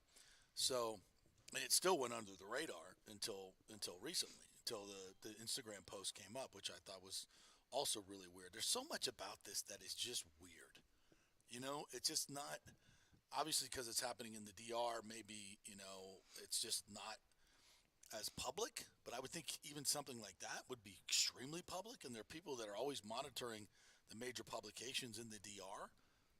It's just hairy when you're dealing with two different countries and two different sets of laws and everything. I mean, and the fact that all the information's coming out of a country that the reporters obviously that are over here that we're used to getting information from, clearly they must be having trouble tracking down all this information because I don't see anybody really reporting about it on this side. No, there's not much. Richie P says, at any rate, JP, us old-timers know because we've been through it that when you have vet around, it just makes a difference. Wander should have never been brought up without a real mentor. I agree, 100%, man. It's just tough because this team is just really, it's young and immature. Well, if you recall, when he came up in 2021, who did they go out and acquire? Nelson Cruz. Nelson Cruz, Who fit the veteran bill. He didn't give you what you needed on the field. Yeah. But I have to think he was probably a good mentor for Wander and some of those young guys. Yeah. And as somebody chimed in, Nelson Cruz is not really doing anything right now. If you ever want 75. Yeah, exactly. If you ever wanted to go back down that route, I took a look at like the off season because clearly it's gonna if you're gonna bring in a veteran, it's gonna be in the off season. Yeah. And a couple names that stood out is like a JD Martinez, Mm-hmm. who'd have to pay a little bit of a top dollar for because Yeah. how great he's been, but he's out there next year as a free agent. Carlos Santana's another one who's kind of had a bounce-back year, played a lot of big games, and he fits the bill of what you're talking about. I think he's like 37. If Wander gets through this should be a major priority in the offseason. A major priority in the offseason. So let's hope it is. A couple other things I want to get to. I posted this video of Chris Jenkins Jr., who's playing at Michigan, right? Right. And he's doing this thing called a Turkish lift, where you take a 170-pound dumbbell and you're on the ground, and then you're flat on the ground. We didn't talk about this on the air, did we? No, we did not. You never know. So with my CRS, I sometimes forget. So you have to lift it up like this, and then get yourself off the ground. Have you ever even handled a 170-pound dumbbell? Do you see my arm right now? Yeah, do you see these arms? I There's can't even no pick shot. one up. I can't. I mean, I'm a fairly strong guy, but I barely get that I thing could off probably the get rack. it off the ground maybe, but I ain't raising it anywhere. Yeah. So you got to stand up. And you should see the form of how he does it. It's very intricate, and you have to be right on balance. But my God, how strong is he? He runs a 4.33 shuttle. He's 6'4", 310 pounds, and I marvel at him, and I'm like, at what point during the evolution of elite athletes do we get to a point where football truly is a gladiator sport? Because I can't imagine him getting a 10-yard head start, and I'm a running back, and we meet in the open field with that kind of speed and power, mass plus velocity equals momentum, right? Whatever it is, you're gonna kill somebody with that kind of force and mass moving at that particular speed. And, it's only going to get bigger and faster from here on in. So football is a dangerous game, and it's getting more dangerous all the time. Crazy, crazy stuff. And he's a freak, by the way. And the reason why I'm not overreacting just to this video, I truly feel this way. I think Michigan has multiple guys that are built like that dude, and that's why they're my pick to win it all this year. Really? Yeah. Oh. I think they match up well against – they're built kind of like Georgia. If you think about it, kind of same identity. Yeah. But I think J.J. McCarthy is very underrated in his ability to go out there and win a game for you. Mm-hmm. And I think they've overtaken Ohio State as the team in the Big Ten. Clearly. Some people think Michigan's the number one team in the nation to start. I think for right now I'll lean Georgia, but I think as the year goes on. What's their early schedule? Is it Pansyville, or they actually have a test early on? I hate these teams that just go out and play nobody early on. UCF. Their first 4 games is East Carolina, UNLV, Oh, God. Bowling Green, Come on. Rutgers. Come on. It doesn't, and then it's like Nebraska, Minnesota. They still haven't played anybody in the top 50. They should only have Jesus 3 games. Christ. They should only have 3 games that will give them issues, and that's Michigan, Michigan State, because that's a big rivalry game, and I think Michigan State will be better. Michigan, Penn State, in Happy Valley, Okay. and then they get Ohio State obviously at the end at the Big House. Those are the only 3 games on their schedule that they have to worry about. Everything else they're going to mop through. Cupcake. Because I think the Big Ten is actually very inferior in that after you get past the elite teams. Yeah. I don't even know what Wisconsin's got this year, but they don't even have to play Wisconsin. They don't even play Wisconsin. Right. What a cupcake schedule. Yeah, and Georgia's got a little bit of cupcake too. They should be severely punished for that non-conference schedule. By the committee, they should be severely punished. If they get 1 loss, sorry, you can't be in the playoff. Not with that schedule. Well, do you want to? Not with that schedule. What if you about lose to Penn State or Ohio State, you're out. Well, look at Georgia too. You want to hear their non-conference? They get at least they're playing in the SEC. Right, but their non-conference is Tennessee, Martin, Ball State, and UAB. They playing Georgia Tech at the end of the year? And Georgia Tech. Okay, but Georgia Tech sucks now. That's it. And they get the draw where they get to play Vanderbilt, Missouri, right? So, obviously, Florida you have to throw in there as well because Florida's not going to have a shot in hell against them. No. So, Georgia's got to cut. Down. Both those 2 teams have a cupcake schedule. So, who are they? They're not playing Alabama, obviously. No. The only game that I I think they're going to be remotely tested is maybe Tennessee on the road. Yeah. And that's right. That's the second to last game of the season. But outside of that, they lost their offensive coordinator. Right. But outside of that, I don't think Georgia's going to be tested one bit. See, but here's the thing. Here I am thinking, it's SEC schedule. They're not playing LSU. They're not playing Alabama. The Florida's down. Tennessee, without Hendon Hooker. Yeah, like the only 2 ranked teams on their schedule is Ole Miss and Tennessee. But keep in mind, they were supposed to play Oklahoma this year. Right. But then when Oklahoma came to the SEC, that whole thing went through. That game, for whatever reason, was then they agreed to take it off the schedule, and then they replaced Oklahoma with Tennessee Martin or, Ball State or whatever. I don't hear anybody bitching about FSU schedule after that. See, that's a travesty. Those non-conference schedules are a travesty. Why are they not playing a big team early on? Especially you, Georgia. You're better than that. You're better than that. Play a kickoff game of some magnitude. And this is the other thing. When we finally get to the 12-team playoff, teams will be more apt to do that because you're going to have 2 and 3 lost teams in the 12-team playoff. That's just going to be part of it. Yeah, and look at the difference. Like at least to Michigan's big rival is Ohio State. They're willingly going on the road to play Notre Dame. Right. And they're going to be there in that stadium, 100,000 people or whatever it is. Yeah. No walk through the park. So that's why I think Michigan has such a great draw this year, I think, to get through. And they're my early pick to win the national championship. And then Alabama as well. They got to play Texas, too. Yeah. So at least they're going out and play. Oh, they also got to play South Florida. Who's that? Alabama. Oh, yeah. Part of that. That's going to be very interesting.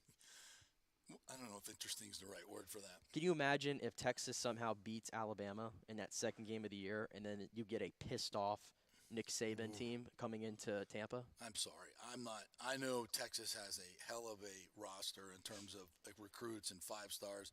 I'm not ever believing in Texas until they really, really show me something. Man, but damn if they didn't have Alabama on the ropes last year until Quinn Ewers got hurt. They did. They looked like they had it. But then again, you know how I feel about Alabama. We're starting to doubt them, and I think that's just don't do that. Yeah. Just don't do that to a Nick Saban team. Yeah, no question. All right. Interesting to note, this is a really interesting story that was in the Times by Matt Baker and Joey Knight, who've been covering college football and high school sports for a long, long time. And it's about Florida not allowing high school players to do name, image, and likeness contracts and get money for it. Carter Knox, who was the younger brother of Kevin Knox and the son of Kevin Knox, who used to play for FSU. I covered him way back in the day. Great dude. Really good wide receiver, by the way. I went to middle school with him. Yeah. Oh, you did? That's right. With Kevin Knox. Yeah. Yeah. And slamming on us in middle school. Yeah, and hell of a player. Yeah, his dad was a really, really good wide receiver for Florida State. Big guy, 6'4", could jump out of the gym. Really, really good player. But so his son Carter, who is a 5-star, was a rising senior, and he was going to play for Tampa Catholic, which, by the way, their gym is named for his brother who paid for the new gym. And they decided to pick up and go to Atlanta because Georgia allows his name, image, and likeness, and he can make a significant amount of money. You know, I would believe it's in the hundreds of thousands of dollars because there's like this professional high school league that these guys go to play in.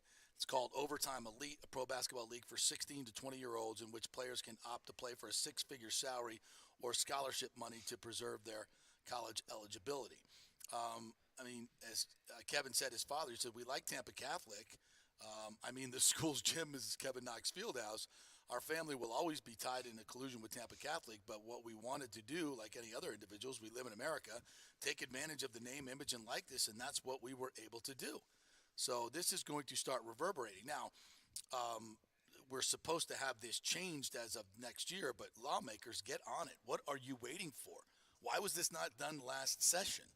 You're killing high school sports in this and putting the colleges at a disadvantage as well. Look at what Missouri did. Missouri lawmakers passed a law, and I don't think this is constitutional, to be quite honest, but they passed it, and it's in effect right now that if you sign with an in-state school in Missouri, then you can immediately start benefiting from your name, image, and likeness.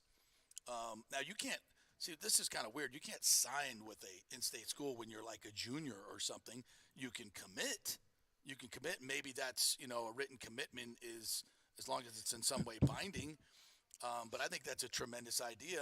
And and Missouri's head coach is like, yeah, I mean, that's awesome for us. We really appreciate them doing it. I didn't know this was a thing. I read this article this morning, and so he's joining this thing in Atlanta called Overtime Elite. Yeah. How I understand it, and it's a pro basketball league for 16 to 20-year-olds who opt to play a six-figure salary or scholarship money to preserve their college eligibility. Yeah. I didn't even know this was a thing going on. Oh, yeah. So we have some of the best players in high school sports that aren't even playing high school? Yeah. They're just, of course. Why and you're just playing pro? I guess that's no different than what the guys do over in Europe then, right? No. Soccer players do it.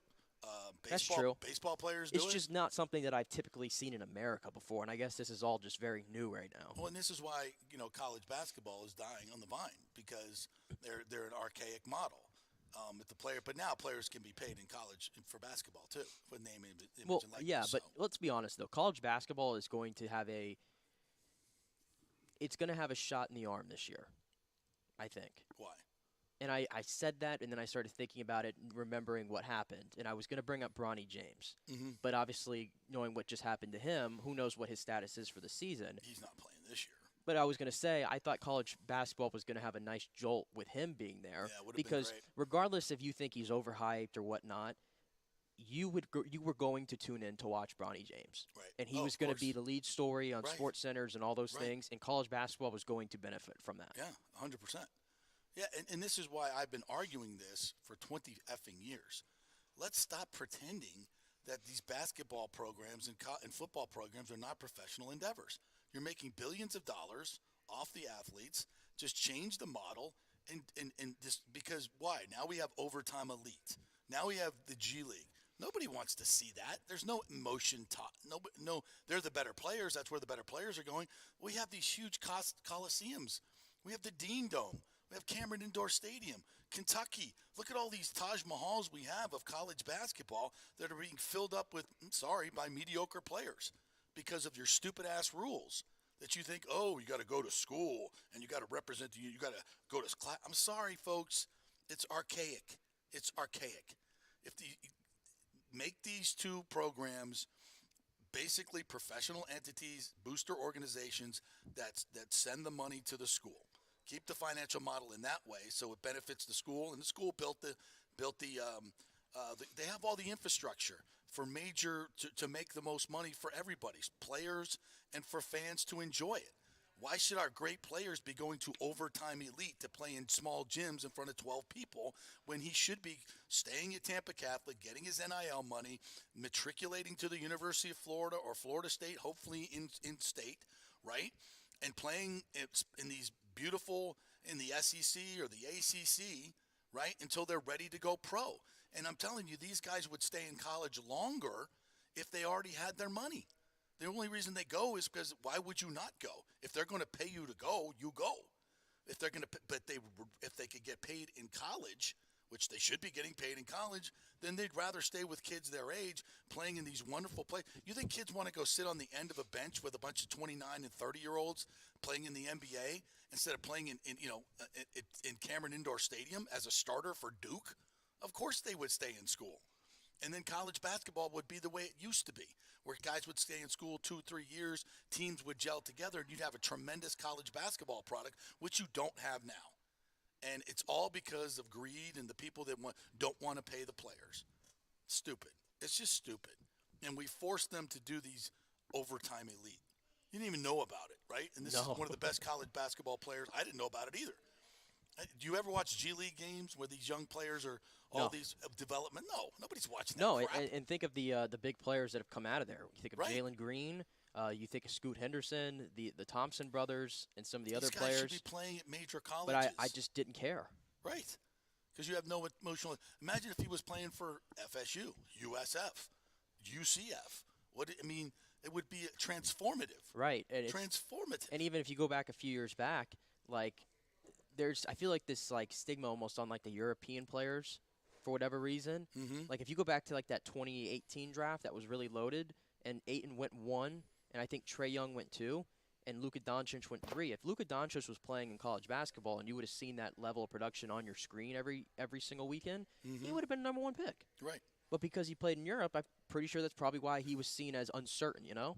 Right. Or the fact that Nikola Jokic, I don't know what the guy did in Europe before he came over to the NBA, but He wasn't much of a player. he was a 48th overall pick, though. Yeah, he wasn't much of a player. He was a project who developed his game. Right. And think how much better they would be developing their game with, Mike Krzyzewski as their coach instead of Right, but then you have Lewis, whoever right, the hell was and then coaching on the overtime. and then on the other side you have examples like Victor Wembanyama, who it didn't matter if you didn't see him play a single game, you just looked at the guy and said, "Yeah, that's number 1 pick." Yeah, but wouldn't he, if he could get paid? I mean, look what happened to Baba Miller at FSU. The dude spent $3,000 to come over here and play in an All-Star game. Right, but keep in mind paid, too. and then he gets 16 Keep games. in mind too, and to a point, I understand this. A lot of these guys, if they know they're only going for 1 year anyway to college, right? You think they really want to have to? Okay, that's a full year of them having to go through classes and do all this stuff. I don't want to do that. Nobody wants to do that anymore. And nor should they be doing it. Yeah. They're taking up a spot in the class. Well, then why should they have any representation to the university? Right, I get that. Like but I say, that's the system. That's the system we have. I use this example. I've said it on this show before, and I'll say it again. I was in a class at UCF with multiple football players. First day of class, everybody go around the room, introduce yourself. What's your major? And one of the players, whose name I will not say, he was a prominent player on that UCF team, said, "Hold up, let me text my advisor." Didn't know what his major was. It doesn't cross their mind. They're not here for school. They're not there for school. No, which is why the 90% of them. It's a whole joke. argument when everybody's against paying players and it was all about, well, they're getting a scholarship and doesn't that mean something? It really doesn't to these guys. No, because I got a degree from Florida State. Oh, good Yeah, for you. and some guys I'm sure the corporations are lining up to hand you a $100,000 a year And for job. some guys, No. and listen, No. the beauty about it is everybody can make their own choice because there are some guys who it does mean something to them. Go to class. You and have the opportunity. Like, just look at, I just saw this a couple weeks ago, Sauce Gardner, he continued, even when he's in the NFL, he continued to do classes. Good for him. And he just got his degree. Good for Yeah, him. that was a big thing to him, and to get it for his family and all that. Like, that's the beauty of it. You can make that decision if you want, but you don't have to force everybody to do that route. And the reality of it is, even when these guys are, quote, going to class, it's a fraud. My son did lots of homework for football players and took tests for football players. Right. Shouldn't say that on the air, but yeah, it happens. Right, and also, too, happens. let's just be honest, some of these people, During COVID, of these college athletes, they do become kind of bigger than everything they're around. Yeah. Their brand does, especially with NIL. And, you heard the story about Livy Dunn. She's not even going back to classes because it's, unsafe for her. Right. Right? Because she has become a celebrity. Right. And for her to just sit in class with a bunch of random people is not the best thing probably for her. And I'm sure that's the same for everybody else. Little Joey from Pahokee wants to sit behind her. Yeah, right. And then it becomes a distraction to everybody else in class. Exactly. She walks in that tight spandex. Yeah, it's going to be a problem. It's going to be a problem. And, the teacher's probably not going to get a whole lot of attention. I just don't think so. So look, all of this has to catch up with the times. High school athletes are marketable. High school athletes bring eyeballs. High school athletes can make money for their programs. Why shouldn't they be able to make money for themselves with their name, image, and likeness? Of course they should. And, state of Florida lawmakers, get off your ass, change the NIL law for high schools, and make sure that the NIL laws for colleges are giving Florida State and Florida and all of our colleges the best chance to win and not handicapping them like they've been handicapped the past couple of years. This is not hard this is bipartisan stuff. Who's against it, for God's sakes? Seriously, why is this stuff not already done? It's ridiculous. I don't know how, and no one's against it, not that I know of. It's ridiculous. Get off your ass and get it done. My God, unless I guess maybe there's the only people I could think would be against it are some academics within the schools. Pish posh. Those people. Are they against? Are they for anything athletic related? No, they never have been. And you never seen like the culture of academics versus athletes in high schools. Just in, nobody gives a rip, and this is to the USF advisor people that were so pissed off about the stadium. Nobody cares about your math building being 5 years too old or whatever. Nobody gives a damn. Your drinking fountain. Nobody cares. And the loge is not working. At the Good God, I don't care that your carpet's been there. The teachers' lounge is not. I don't care that your carpet's been Call there maintenance. since 1995. Yeah. I've never been cleaned. I don't care. Nobody cares. I care about the shiny new stadium. That's going to help put more money in your pocket, by the way. Thank you. Yeah, you want to get your water fountain fixed? Support athletics. Bring in more money. You'll get your water fountain fixed. That's how it works. Hate to tell you. All right, we'll take another break. Our final break. We'll come back on the other side. I'm going to come back to you with a question, by the way. What's that? Because there's a certain player, a veteran in the NFL, who is all of a sudden put himself on the open market. Ooh. Who could be a potential fit for the Buccaneers, and I'm going to get your take on it when we come back. Joel Clapp is he's ripping your nose. Busting my nose. Okay, Joel Clapp, I got something for you. I love Joel Clapp, but I don't like this take. Give you the clap. All right, quick break. We're brought to you by the great folks at Bay Area Modern Medical Center. It's preventative medicine, so you don't get the clap. Get your immune system built up. That's how this works, right? Yes. BAMMC.com. Get an appointment there to go see Chris Lugo. My primary care physician should be yours as well. They'll spend all the time in the world to get you a personalized plan, to get your immunity system up, and get your weight down, testosterone if you need it. It's all there for you. BAMMC.com. Back in 3.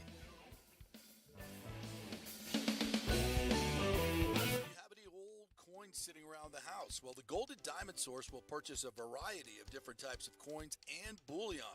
Their gold buying program includes sterling silver, platinum, and watches. They also accept unusual pieces that other jewelry stores do not, such as gold bars and sterling silver flatware. The list of items they do accept is far more extensive than those they don't, so check it out. While you're there, you can check out the largest collection of any family-owned jewelry store in the country, especially with summer coming to an end. The holidays are right around the corner. Never too early to start your holiday shopping, especially if you're planning on getting engaged or have any birthdays or anniversaries coming up. Come on in and find out what buying jewelry should be like with an expert staff of gold and diamond jewelry enthusiasts. And the best part, they treat you like family. And if you're worrying about price, don't. The Golden Diamond Source has something for everyone's budget. They even have a layaway. If you stop in and get your favorite piece now, you can have it paid off by Christmas. Plus, you can even finance your purchase with 0% interest for up to 5 years, and you can get a $5,000 diamond for only $83 a month. It's the greatest folks in the world, Julie and Steve Weintraub, the Golden Diamond Source, 3800 Olmerton Road, always online at thegoldendiamondsource.com. JP here for the Jeeves Law Group, Jeeves. Call for a free case evaluation, 888-9-JEEVES. That's 888-9-JEEVES. We're local, we're trusted. The law firm brings over 80 years of combined legal experience focusing on clients in Tampa Bay, the state of Florida, and national class action cases. If you're injured, get that free case evaluation, no cost to you. The Jeeves Law Group's focus is on auto, truck, and motorcycle accidents, as well as class action and consumer protection law. Scott Jeeves is a board-certified civil trial lawyer and a certified circuit court mediator practicing in the Tampa Bay area for over 30 years. You hear him on the show all the time. Great guy, big Gator fan, and great for the community. The Jeeves Law Group is a highly skilled team with years of experience that will apply their skills, expertise, and knowledge to assist individuals who have been in an accident with compensation for damages, lost wages, medical expenses, pain and suffering, and property damage. Get that free case evaluation, 888-9-JEEVES. That's 888-9-JEEVES. JP here for my good friends at Italiano Insurance, and they did it again. Once again, Italiano Insurance stepping up with the best customer service. I was in a bind. My old insurance company, my auto insurance, jacked up my rates, so I called Charity at Italiano Insurance, and she stayed till 9:30 at night until she got my insurance done. And guess what? She searched all these companies for me. I didn't do the work. She did. Saved me $1,000 on my annual premium. $1,000, folks. That's real money. And that's what you get at Italiano Insurance. Great customer service. And here's another note for you, by the way, with hurricane season up. 40% of people in Florida are underinsured. That means if you have something happen during a hurricane and you need replacement cost, you're going to get 40% less than you deserve. Can't let that happen. Call the folks at Italiano Insurance and get them to help you out in both those regards. It will save you money and keep you insured properly. That's 813-877-7799. Great folks in the community, been doing it for over 60 years. Italiano Insurance, 813-877-7799. Ladies and gentlemen, are you looking to lose weight or just lean up for bathing suit season where there are so many diets and chiropractors and weight loss clinics out there? You don't know where to start, right? We'll start at Bay Area Modern Medical Center. Chris Lugo, PA, and his professional staff will devise a personal plan for you that gets results and will help you keep the weight off.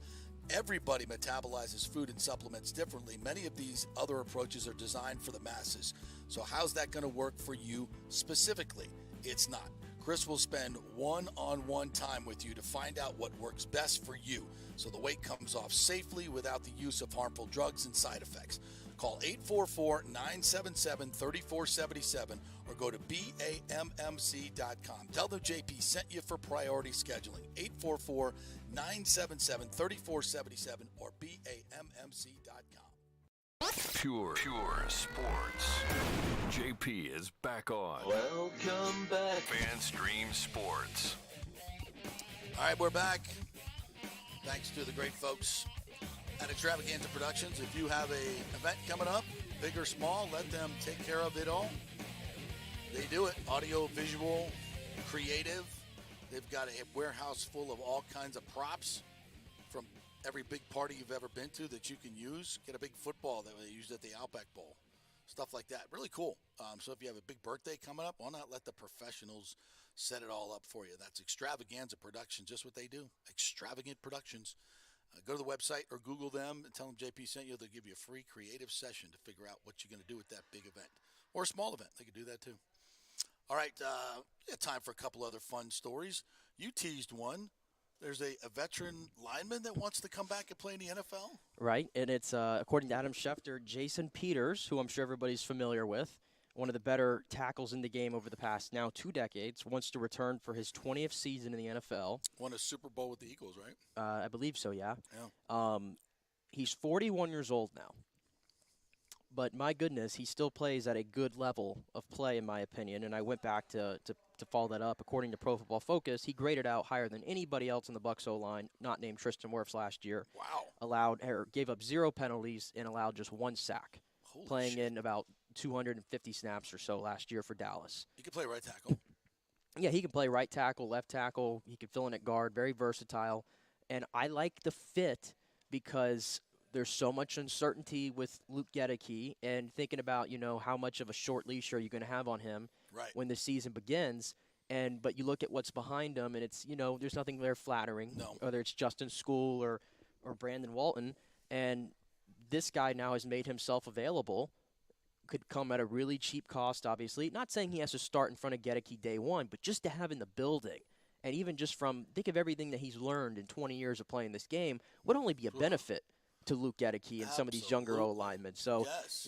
we talked about Jarvis Landry. Would that be a potential fit? I like this a lot better Yeah. because I think the season's going to hinge on what that offensive line does. Mm-hmm. So I agree.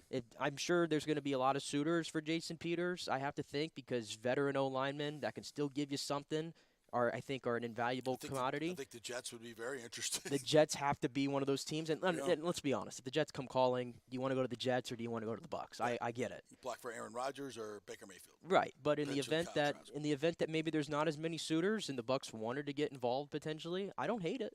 No, I don't hate it either. I would definitely jump on board with that. But that goes to what is the philosophy of this season? All right, this is all about developing players like Luke Gedeke. And of course, you give him every chance to win the job. Yeah, I'm not saying that Jason Peters has to play in front of Luke Gedeke. Right. I would just like to have another veteran in the building that could help Luke Gedeke succeed. And it might even be, because he can play left tackle too. If Tristan just, is frustrated with the whole deal, move him back to right. You're certainly not putting Luke Gedeke at left I don't see tackle. if you're Todd Bowles too, actually, and this goes to the side of him, if you want to win games, I think Jason Peters might be able to help you out more than Luke Gedeke could from that standpoint. I would agree with that. So I would agree with I don't that know. wholeheartedly. Let's keep our eyes on that one. Joel Klapp, Fox Sports college football lead analyst, not impressed with my Florida State Seminoles, so you're telling me. Well, Screw you, Joel Klapp. let me say this. He still thinks they're a top 10 team. He has them ranked number 10, I believe, in his preseason rankings. Okay. But he's not buying the hype of them being a contender from the national standpoint or really the ACC. And the quote that he had on his podcast here. Not an ACC contender? Yeah. And he doesn't think that they still match up well with LSU or Clemson, and he believes definitively they're going to be 2-2 after those first 4 games. And he brings up points about, their 6-game win streak, and they beat teams that were Georgia Tech, Miami, Syracuse, Louisiana Lafayette, Florida, and then the worst Oklahoma team in a long, long time. Right. Which I've said is that's a valid point, but I still think when you watch some of those, at least to the LSU game, he doesn't think FSU has a chance against LSU. And I just feel like last year, and I know it was LSU's first game, the scoreline I don't think was indicative of what that game was. Well, I thought FSU was first game too, by the way. Right, and I think I think Florida State was clearly better than LSU on the field that day. They dominated both and lines of scrimmage. who's to say that FSU's not going to be way better than what they were last year because they have more talent this year than they did last year. Keon Coleman coming from Michigan State, the best top 3 receiver in the Big Ten, pairing up with Johnny Wilson and 4 other dynamic pass catchers. Right. 2 great tight ends. Yeah, and then now they got an 4 experienced quarterback. They brought in 4 of the top 10 transfer portal players, and 3 of them coming on the defensive side of the ball where they really need help. Lineman Fisk, and I really think Darryl Jackson's going to get eligible. There's too much public pressure on the NCAA to make that happen. And when he comes back, they've got one of the best defensive lines. They already have one without him. Yeah, the number 1 transfer they brought in was actually Cypress in the secondary from Virginia. Really, really good player. And this kid Fisk up front has been absolutely dominating people in practice. So they've got a 2 deep offensive line. Guys that were starters before can't even start now because they're too deep on the offensive line. Skill position players, I'll put them up against Trey Benson, Teofili. They've got more than 2 more young running backs that are just as good.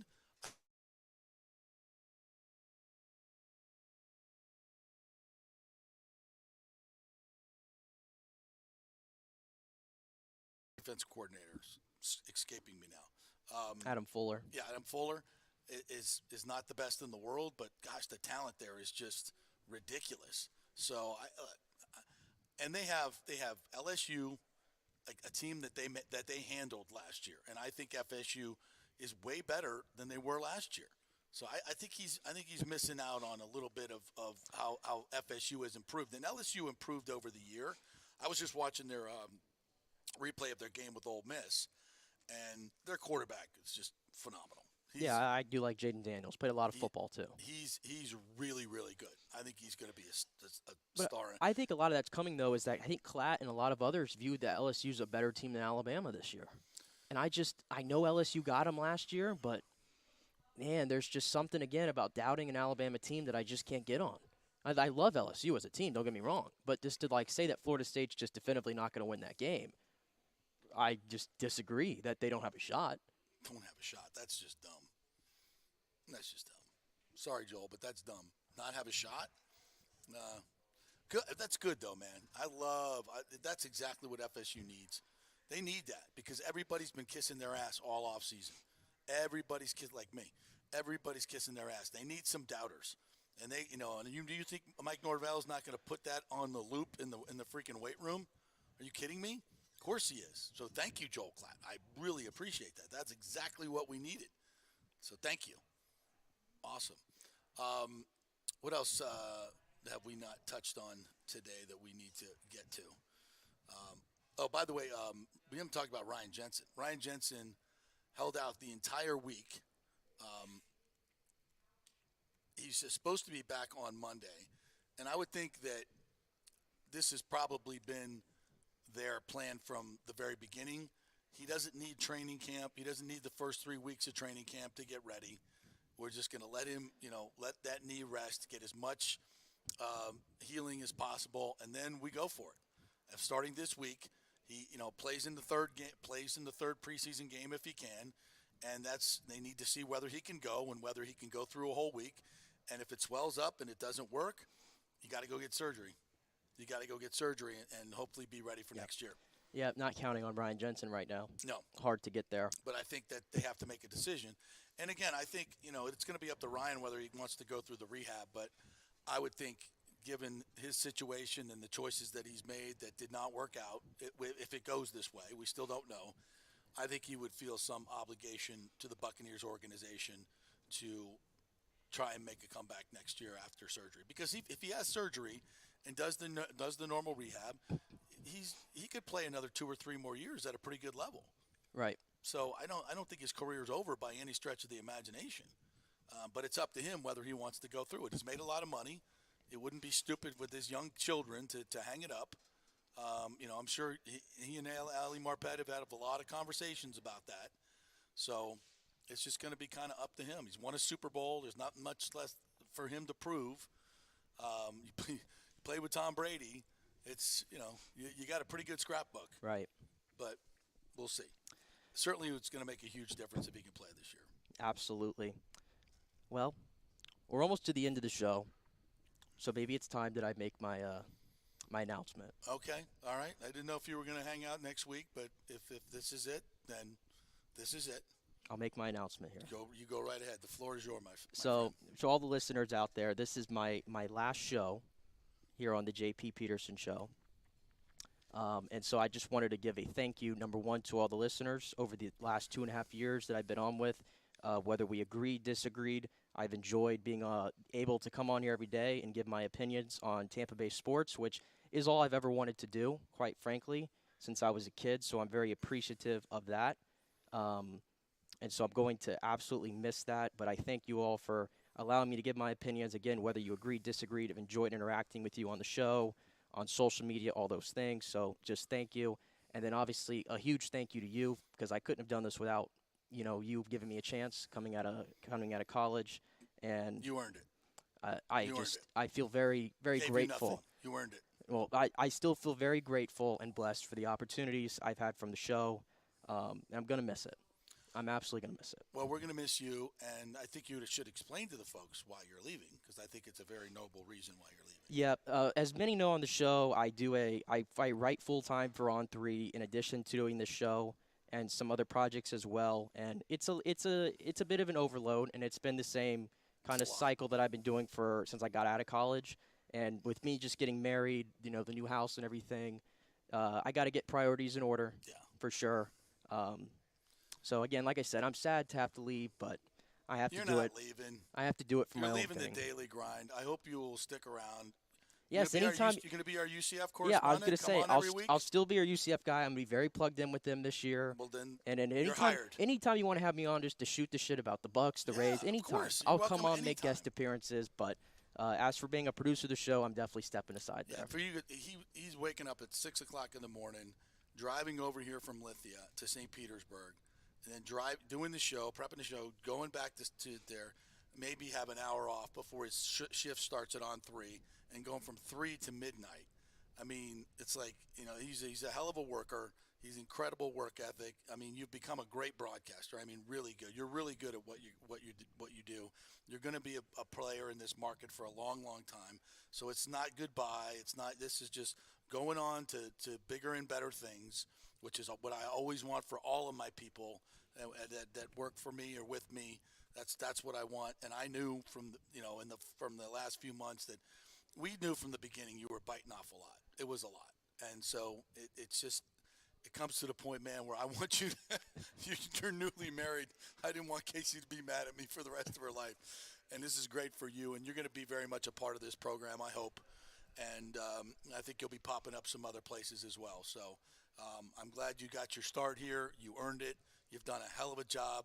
I love you like a son, and I know you're going to do a fantastic job. But this is definitely the best thing for you and your family right now. And for you to recognize that is very noble and a smart decision, by the way. Very smart decision, too. Yeah. You want to stay married. Yeah, absolutely. So, like I said, I appreciate everything. And then, obviously, I'm excited to hand things over here to Peter. Yes, Peter Blake. Peter Blake, and many of you know him for many, many years. There he is. Peter will be taking over your chair, and it'll be seamless. Peter's been in this market forever and knows the sports inside and out, and I think we're going to have fun, and Nick will still be part of it. So, not goodbye. So long for now. We'll right. see you. We'll be abusing your time every week on the UCF report. You're hired. All right. Thank you guys for joining us each and every day. We thank you. Don't forget to subscribe, Apple and Spotify, the podcast. Also, we'll be migrating over to DSP Podcast Network, FanStream Sports DSP Network on YouTube. So go subscribe there, FanStream Sports DSP, and that's where the show will be at YouTube.